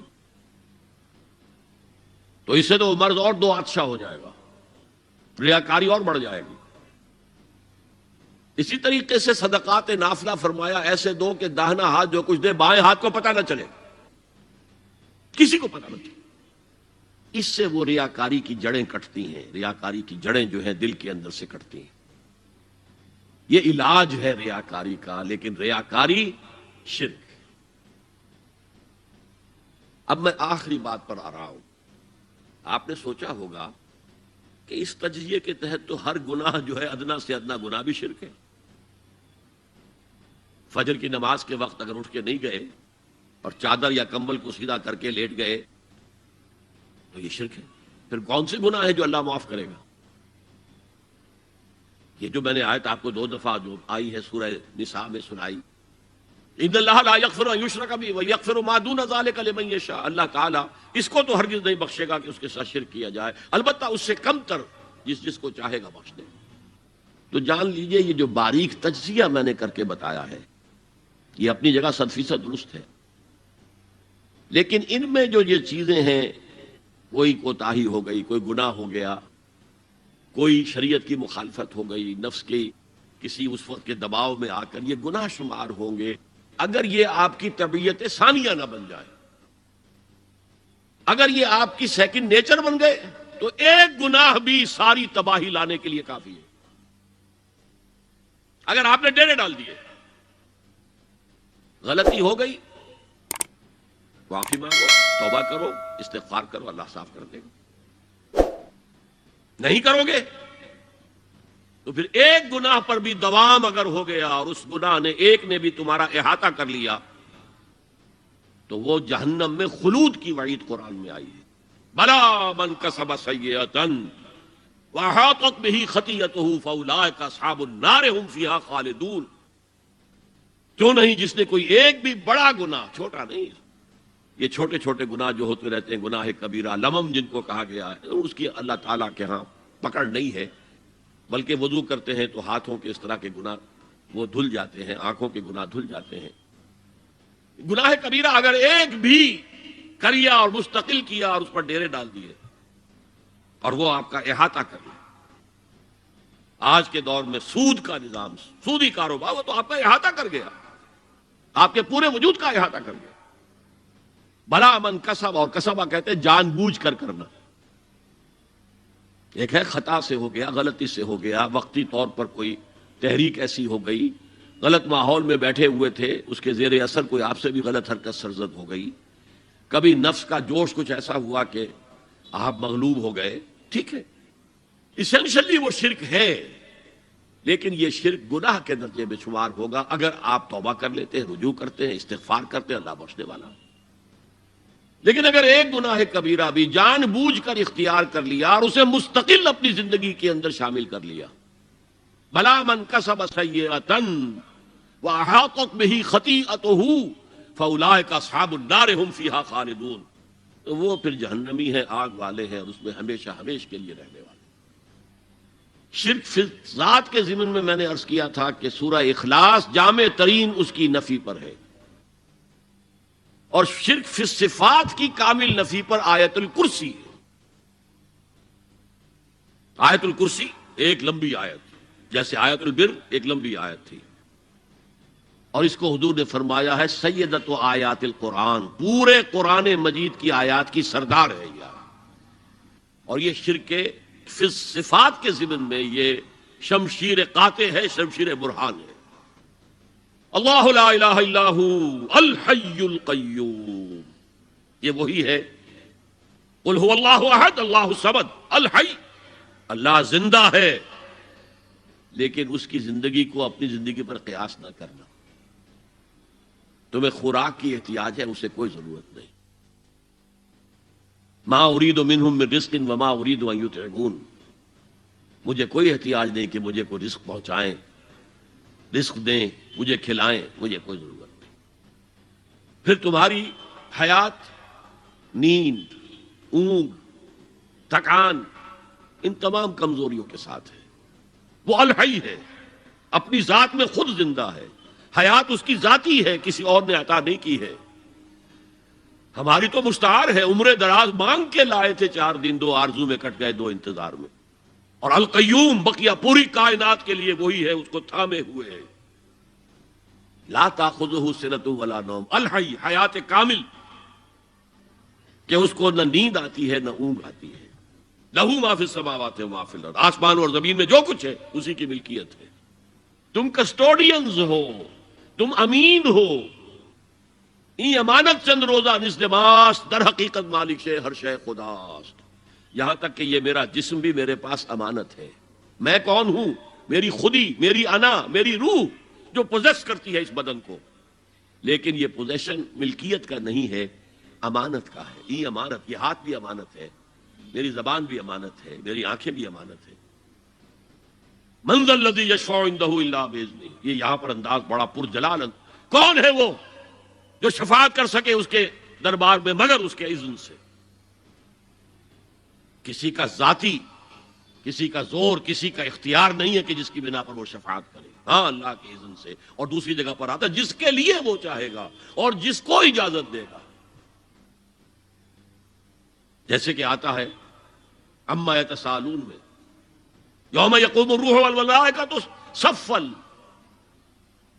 اور ان میں سے کوئی بھی بات نہیں کر سکے گا، کلام نہیں کر سکے گا، لا یتکلمون الا من اذن لہ الرحمن، سوائے اس کے جسے رحمان اجازت دے، وقال صوابا، اور صحیح بات کرے گا، کوئی غلط بات نہیں کرے گا۔ یعلم ما بین ایدیہم وما خلفہم ولا یحیطون بشیء من علمہ الا بما شاء، وہ تو جانتا ہے جو کچھ بھی ان کے سامنے ہے اور ان کے پیچھے ہے، اور یہ کوئی احاطہ نہیں کر سکتا مخلوقات میں سے، اس کے علم میں سے کسی کا بھی، سوائے اس کے جو وہ خود چاہے۔ یہاں بڑے ہی لطیف انداز میں شفاعت باطلہ کے تصور کی نفی ہو گئی۔ دیکھیے آپ کہیں جا کر کسی مجسٹریٹ سے سفارش کرتے ہیں تو کیا کہتے ہیں؟ اجی یہ فائل کے اوپر جو کچھ ہے آپ اس پر نہ جائیے، یہ گواہیاں وغیرہ جھوٹی ہو گئی ہیں، میں آپ کو بتاتا ہوں اصل بات کیا ہے۔ اللہ کے سامنے کوئی یہ کہہ سکے گا اے اللہ تیرے علم میں نہیں ہے، میرے علم میں ہے؟ یعلم ما بین ایدیہم وما خلفہم، وہ تو جانتا ہے جو کچھ ان کے سامنے اور جو کچھ ان کے پیچھے ہے۔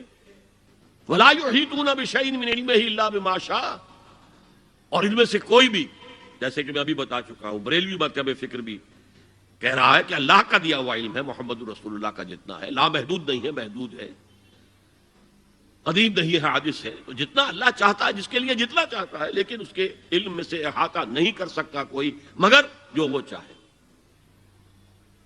وسع کرسیہ السماوات والارض، اس کا اقتدار چھایا ہوا ہے، مستولی ہے، آسمانوں پر بھی اور زمین پر بھی۔ ولا یؤودہ حفظہما، اور اسے عاجز نہیں کر سکتی ان دونوں کی حفاظت۔ قیوم وہی ہے، صمد وہی ہے، لیکن اس سے کوئی تکان تاری نہیں ہوتی، عاجز نہیں ہوتا۔ یہ اصل میں نفی ہے۔ جو تورات حافظے سے مرتب کی گئی تھی، 587 میں نبوکدنضر کا جو حملہ ہوا تھا، اس میں اصل تورات گم ہو گئی، اس وقت سے آج تک وہ اصل تورات ان کے پاس نہیں۔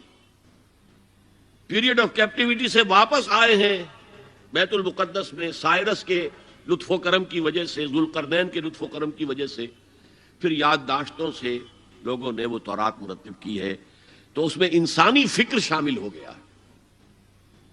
لہذا وہاں یہ لکھا ہے اللہ نے 6 دنوں میں آسمان اور زمین پیدا کیے اور 7ویں دن آرام کیا، یعنی کوئی تکان لائق ہو گئی۔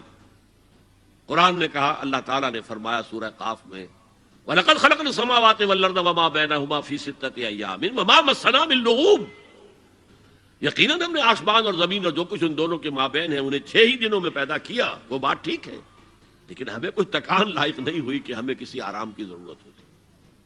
لا یؤودہ حفظہما وہو العلی العظیم، العلی وہی ہے سب سے بلند و بالا، لتکون کلمۃ اللہ ہی العلیٰ، تاکہ اللہ کا کلمہ سب سے سربلند ہو جائے، اور وہی عظیم ہے، عظمت والا۔ اللہ تعالیٰ مجھے اور آپ کو اس سے بچائے، اپنے سابقہ زندگی کے گناہوں پر توبہ کرنے کی اور اللہ سے استغفار طلب کرنے کی توفیق عطا فرمائے، اور اپنے دینی فرائض کی انجام دہی کے لیے کمر بستہ ہو جانے کا عزم مصمم کر لینے کی توفیق عطا فرمائے۔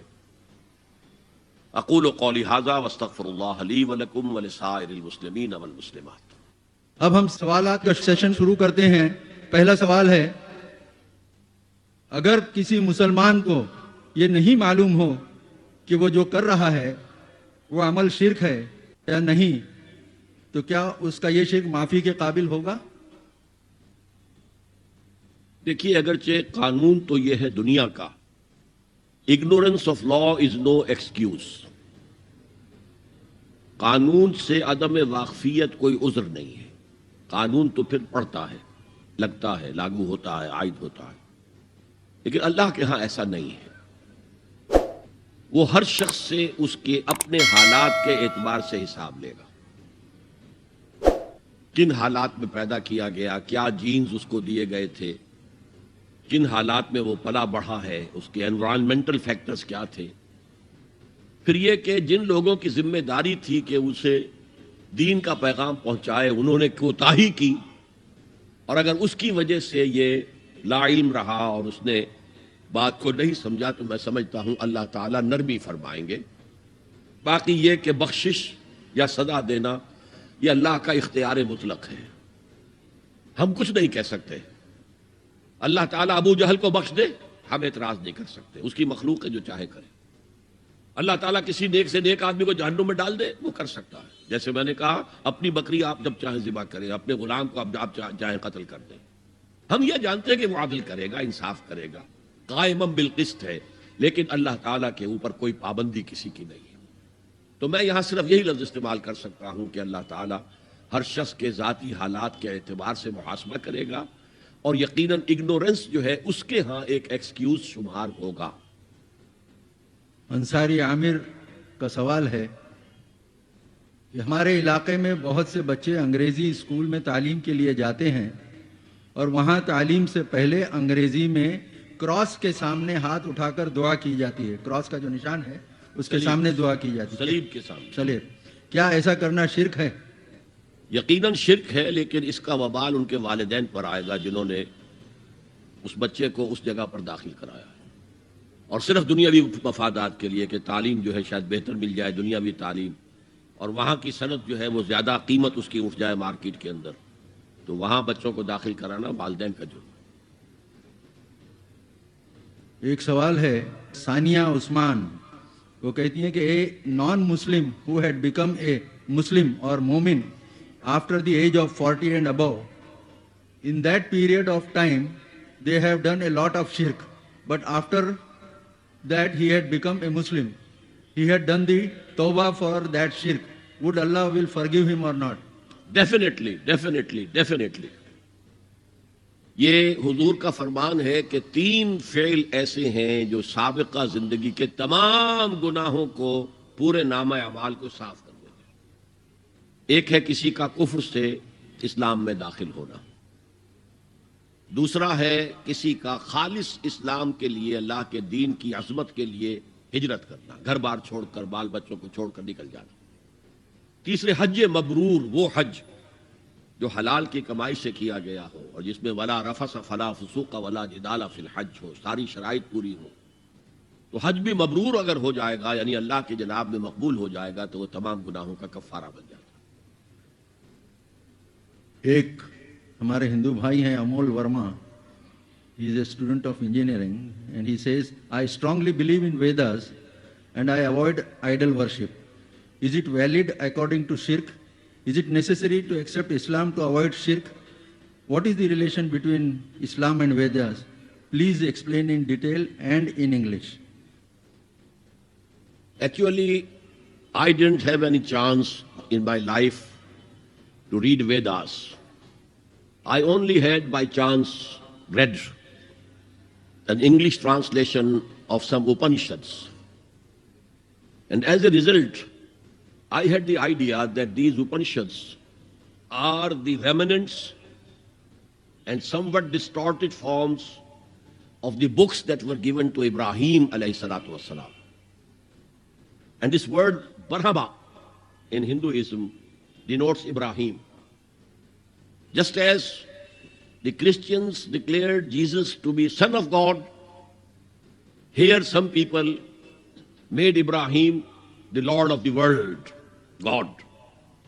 And this tasawwur Brahma, I think, is a deviated form of Ibrahim. This is my opinion. So, if someone becomes muwahhid and gives up idolatry and worship of idols, then he should proceed further. God has been sending his apostles. Definitely in India, apostles or his messengers might have come, because Quran said there is no township in which we had not sent a warner. وَإِن مِّن قَرْيَةٍ إِلَّا خَلَا فِيهَا نَذِيرٌ وَلِكُلِّ قَوْمٍ هَادٍ. And for every nation there had been leaders and guiders.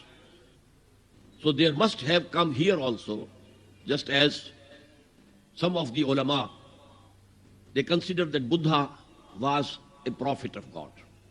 And whatever is attributed to him as his talimat, as his teachings, they have been distorted. So this is the thing, and you should proceed and see the apostles of God, the messengers of God, about whom we consider that Muhammad is the last one. Kal ki avatar. He is Muhammad sallallahu alaihi wasallam, who was foretold in your scriptures. So you have to believe in him to have the salvation on the day of judgment. Tasneem Sheikh ये एक student हैं, वो कहती हैं कि when teacher enters in the classroom, students stand up in order to give respect. Is it correct? I think this is not wrong. Actually, if the teacher demands and wishes that the boy should stand, so he will be accountable. He shouldn't command in this way that he should be respected. But if it is a voluntary act and people stand, it's okay. And you don't stand in that way. You are just standing, that's all. Qunut, which I have declared, that is a part of worship. This is standing, bending your head, and the whole body also somewhat bending. Abdul बाकी साहब हैं, इनका सवाल है कि अल्लाह के सामने और बादशाहों के सामने एक ही अंदाज से हाथ बांधकर और झुककर खड़े होना क्या शिर्क है? मैं कह चुका हूं कि ये वाकई शिर्क है, और इसी शिर्क के खिलाफ बहुत बड़ा जिहाद किया और जेल की सजा भुगती है शेख अहमद सरहंदी ने, मुजद्दिद अल-फसानी रहमतुल्लाह अलैह। जावेद अली साहब तिजारत पेशा हैं, कहते हैं कि तिजारत और कौम परस्ती और फ़िरका परस्ती क्या ये शिर्क के ज़मरे में नहीं है? तिजारत का तो कोई ताल्लुक शिर्क से नहीं है, अगर आप उसमें अल्लाह के हकाम की खिलाफ वर्जी नहीं कर रहे, सूदी लेन देन नहीं है, धोखा नहीं है, झूठ नहीं है, फरेब नहीं है, वादा खिलाफी नहीं है, तो अत्ताजिर सदूकुल अमीन मान नबीयीन व सिद्दीकीन व शुहदा, हुजूर ने फरमाया वो ताजिर जो बिल्कुल सच्चा हो और अमानतदार हो, जैसे कि हुजूर के बारे में कहा गया था अस-सादिक अल अमीन। ये खिताब जो है आपके माशरे ने, आपके शहर मक्का ने, आपके कौम के लोगों ने आपको दिया था। तो जो ताजिर अस-सदूक भी हो, बिल्कुल सच्चा रासबास, और अमीन भी हो, अमानतदार, उसे अंबिया और सिद्दीकीन और शुहदा की सोहबत हासिल होगी जन्नत के अंदर। अलबत्ता वतन परस्ती वगैरह के बारे में मैं आपको बता चुका हूं कि वो शिर्क है। शेख मोहम्मद साहब हैं, ये एक तालिब इल्म है, वो कहते हैं फॉलोइंग द नफ्स even when it goes against अल्लाह's law is called शिर्क, and शिर्क is an unpardonable sin. Then such shirk of following the nafs in day-to-day life would take us to hell in the hereafter. मैंने आखिर में जो वजाहत की थी शायद आपने तवज्जो नहीं की। अगर इस किस्म की गलतियां वक्तन फवक्तन हो जाएं और आदमी तौबा करे, रुजू करे, इस्तिग़फ़ार करे, तो इसे हम गुनाह कहेंगे। अगरचे बारीक एनालिसिस में वो शिर्क बन जाता है। तो मेरा तो चूंकि वो कोल्ड एनालिसिस था, जिसके हवाले से मैं चाहता हूं कि अलजबरा के फार्मूलों के हवाले से आपके हाथ में वो कीज आ जाए, जिससे कि फिर आप हर चीज को देख सकें। लेकिन अगर किसी भी एक गुनाह के पर डेरा डालकर आदमी बैठ जाए तो वो शिर्क होगा, और उसके लिए फिर खुलूद फिन्नार है। मोहम्मद इब्राहिम साहब, इनका सवाल है ईसा मसीह ने खुदा को अपना बाप क्यों कर कहा? लोगों में गुंजाइश ही क्यों रखी कि लोग उनको खुदा का बेटा कहते, जबकि न ईसा से पहले किसी नबी ने खुदा को बाप कहा, नहीं बाद में, नहीं मोहम्मद सल्लल्लाहु अलैहि वसल्लम ने भी पुकारा बाप कहकर। फिर ईसा अलैहिस्सलाम ने क्यों ऐसा किया? ये इस क्यों का जवाब मेरे पास नहीं है। अगर आप कहें अल्लाह ने शैतान को क्यों पैदा किया, खामखा हमारे लिए मुसीबत खड़ी की हुई है, तो मेरे पास उसका कोई जवाब नहीं है। ये असल में एक अंदाज है। वो कहते थे जैसे कि बाप जो है वो पालता है औलाद को, ऐसे ही अल्लाह परवरिश करता है। परवरदिगार हम कहते हैं उसे, परवरदिगार है, परवरिश करने वाला है। तो इस मानी में लफ्ज इस्तेमाल किया है। अब ये कि ये चॉइस ऑफ वर्ड्स तो उनका अपना था, मैं उसके लिए रिस्पॉन्सिबल नहीं हूं। एक दिलचस्प सवाल है आपके लिए मौलाना। मिसेस खान कहती हैं डॉक्टर साहब कि इस्तिखारा निकालना सही है या शिर्क में शामिल है? जैसे कि आजकल हम क्यू टीवी पर मौलाना को जवाब देते हुए देखते हैं। रोशनी डालें। استخارہ تو بہت عمدہ شے ہے، بہت عمدہ شے ہے، بہت عمدہ شے ہے۔ استخارہ کہتے ہیں خیر طلب کرنے کو۔ یہ باب استفعال سے جب کوئی آتا ہے، استنصار مدد حاصل کرنا، مدد لینا، استخارہ خیر طلب کرنا، خیر حاصل کرنا۔ اور اس کی ایک دعا جو ہے وہ ایسی ہے کہ جو حضور نے، صحابہ کہتے ہیں، ہمیں ایسے سکھائی جیسے قرآن، یعنی اتنے اہتمام کے ساتھ وہ دعا سکھائی۔ وہ دعا پڑھتے رہنا یہ ایک مستقل گویا کہ انسان کا استخارہ ہونا چاہیے اس کے معمولات میں۔ کوئی بھی مسئلہ درپیش ہے تو آدمی دعا کرے، اللہم انی استخیرک بعلمک واستقدرک بقدرتک، اے اللہ میں تیرے علم سے خیر مانگتا ہوں اور تیری جو قدرت ہے اسی سے قدرت چاہتا ہوں کہ مجھے بھی کچھ طاقت حاصل ہو جائے۔ اللہم انی استخیرک بعلمک واستقدرک بقدرتک واسألک من فضلک العظیم، اور مانگتا ہوں تجھ سے تیرا بہت بڑا فضل۔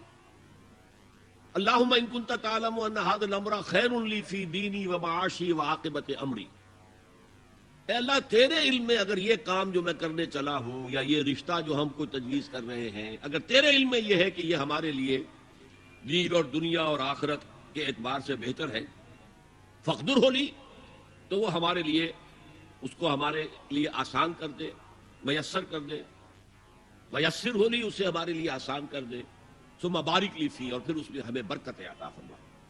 وَإِن كُنتَ تَعْلَمُ أَنَّ هَذَا الْأَمْرَ شَرٌّ لِّي فِي دِينِي وَمَعَاشِي وَعَاقِبَةِ أَمْرِي، اور اگر تیرے علم میں یہ ہے کہ یہ کام ہمارے لیے شر ہے، برائی ہے، دین میں بھی، دنیا میں بھی اور عاقبت کے اعتبار سے بھی، فَاصْرِفْهُ عَنَّا یا عَنِّي، تو پھر اس کام کو مجھ سے دور کر دے، وَاصْرِفْنِي عَنْهُ، اور مجھے اس سے دور کر دے، اسے مجھ سے دور کر دے، وَاقْدُرْ لِي الْخَيْرَ حَيْثُ كَانَ ثُمَّ أَرْضِنِي بِهِ، اور اللہ خیر جہاں بھی ہو تیرے علم میں وہ ہمارے مقدر میں کر دے اور پھر ہمیں اس کے اوپر راضی بھی کر دے۔ تو یہ استخارہ تو بہت ہی عمدہ بات ہے، اور یہ تو ہمیں اکثر معاملے میں کرنا چاہیے۔ البتہ وہ استخارہ نکالنا، یہ فلاں سے استخارہ نکال رہے ہیں، فال نکال رہے ہیں، پھر استخارے میں یہ سمجھنا کہ پھر یہ دعا مانگ کر 2 نفل پڑھ کے سو جاؤ تو خواب میں ضرور کوئی اشارہ ملے گا، ان چیزوں کا کوئی ثبوت نہیں ہے میرے علم کی حد تک، احادیث میں یا سنت میں۔ بہرحال اگر اللہ تعالیٰ اشارہ کر دے کوئی خواب کے اندر تو بھی کوئی بعید بات تو نہیں ہے، لیکن یہ کہ اصل میں دعا استخارہ جو ہے بس وہ ہے اصل استخارہ، اور وہ بہت عمدہ چیز ہے، اور وہ ایمان کے عین مطابق ہے کہ اللہ ہم نہیں جانتے، تو جانتا ہے، ہم شارٹ سائٹڈ ہیں، ہمیں یہ چیز اچھی لگ رہی ہے، ہمیں پتہ نہیں شاید اس کے پیچھے کوئی بری چیز چلی آ رہی ہو۔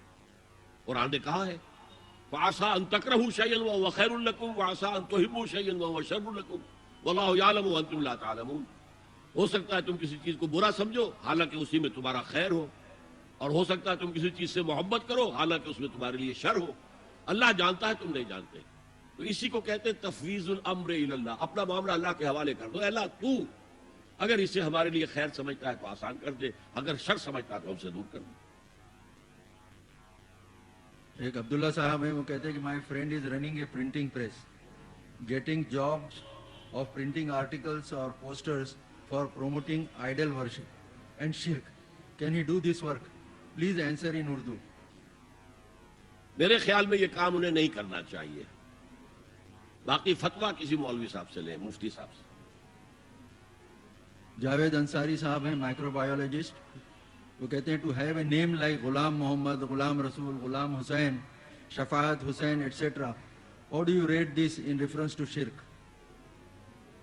غلام کا لفظ جو ہے عربی میں صرف عبد کے لیے نہیں آتا، غلام لڑکے کو بھی کہتے ہیں، اولاد کو بھی کہتے ہیں، بیٹے کو بھی کہتے ہیں۔ انا یکون لی غلام، حضرت یحییٰ کے والد حضرت زکریا نے کہا تھا میرے بیٹا کیسے ہو جائے گا، وقد بلغنی الکبر وامرأتی عاقر، میں بوڑھا ہو چکا ہوں بہت اور میری بیوی ساری عمر باندھ رہی ہے۔ تو غلام بیٹے کو بھی کہتے ہیں، اس معنی میں اس میں کچھ بہت زیادہ سینسیٹیو ہونے کی ضرورت نہیں ہے۔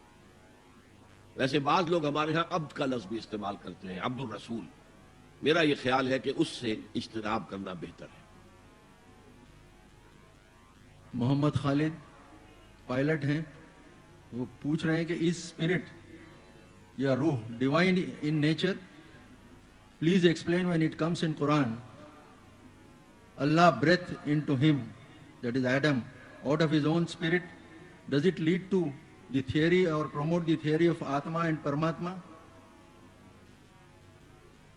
بڑا مشکل سوال آپ نے کر دیا ہے، اصل میں اس کے لیے بڑا اس کے ابتدائی مقدمات پہلے بیان کرنے پڑتے ہیں. میرے نزدیک بگ بینگ سے جس یونیورسل کریشن کا آغاز ہوا ہے وہ میٹیریل ورلڈ ہے. پرائر ٹو بگ بینگ ایک اور عالم تھا جو کریٹ کیا گیا تھا اللہ تعالیٰ کے ایک امر کن سے، اور وہ اچانک فوراً پیدا ہو گیا، اس لیے کہ عالم امر کے اندر ٹائم نہیں لگتا. عالم خلق میں تو نہ معلوم کتنے سال لگے ہیں یہ گلیکسیز بننے میں، اور پھر یہ سولر سسٹمز بننے میں، پھر زمین کے ٹھنڈے ہونے میں، پھر بارش اس کے اوپر برسنے میں، نہ معلوم، ہم نہیں کہہ سکتے. لیکن عالم امر میں کوئی ٹائم نہیں ہوتا. عالم امر میں وہ کن سے ایک لطیف نور پیدا ہوا تھا، اور اس نور سے فرشتوں کو بنایا گیا. اگرچہ قرآن میں کہیں ذکر نہیں ہے. آدم کو مٹی سے بنایا، یہ قرآن میں ہے. جنات کو آگ سے بنایا، یہ قرآن میں ہے. فرشتوں کو کاہے سے بنایا، یہ قرآن میں نہیں، حدیث میں ہے. حضرت عائشہ رضی اللہ تعالی عنہا سے مروی ہے، خلق اللہ الملائکۃ من النور، اللہ نے فرشتوں کو نور سے پیدا. وہ نور یہ لائٹ نہیں، یہ سورج کی لائٹ نہیں، وہ نور جو prior to the beginning of the material world of matter, big bang سے پہلے، اسی وقت جو ہے روح انسان کی پیدا کی گئی تھی اسی نور سے. تو ہماری روحیں نورانی ہیں. ہمارے میں سے ہر ایک کے اندر جو روح ہے وہ نورانی ہے نور تجلی بھی اسی خاک میں پنہا، غافل تو نرا صاحب ادراک نہیں ہے. اور مغربی فلسفے میں اسے ڈیوائن سپارک کہا جاتا ہے. انسان کے اندر ڈیوائن سپارک ایک موجود ہے، اور اسی روح کے اندر جو ہے یہ نیکی اور بدی کا شعور ہے. فَأَلْهَمَهَا فُجُورَهَا وَتَقْوَاهَا، جس کا میں بار بار ذکر کر چکا ہوں. اسے کانٹ نے کہا دی مورل لا ودن. تو اس اعتبار سے روح آدم پھونکی گئی اس حیولے کے اندر. ہو سکتا ہے وہ ایولیوشن سے تیار ہوا ہو سکتا ہے کہ ڈائریکٹ کریشن سے تیار ہوا ہو، اور اسے اللہ نے اپنی روح میں سے قرار دیا، اس لیے کہ وہ روح جو ہے اللہ کے امر کن کا پہلا ظہور تھا، لہذا وہ اللہ کی ذات کے ساتھ ایک نسبت رکھتا تھا.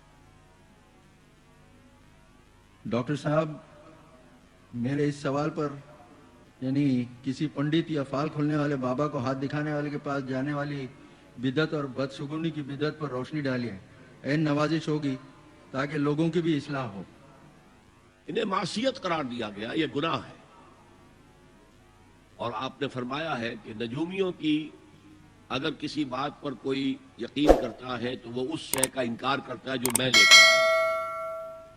یہ جو اوکلٹ سائنسز ہیں، ہاتھ کا لکیروں کا علم ہے، نجوم شناسی ہے، وغیرہ وغیرہ، سائنس آف نمبرز چلتے ہیں، یہ اوکلٹ سائنسز کہلاتے ہیں.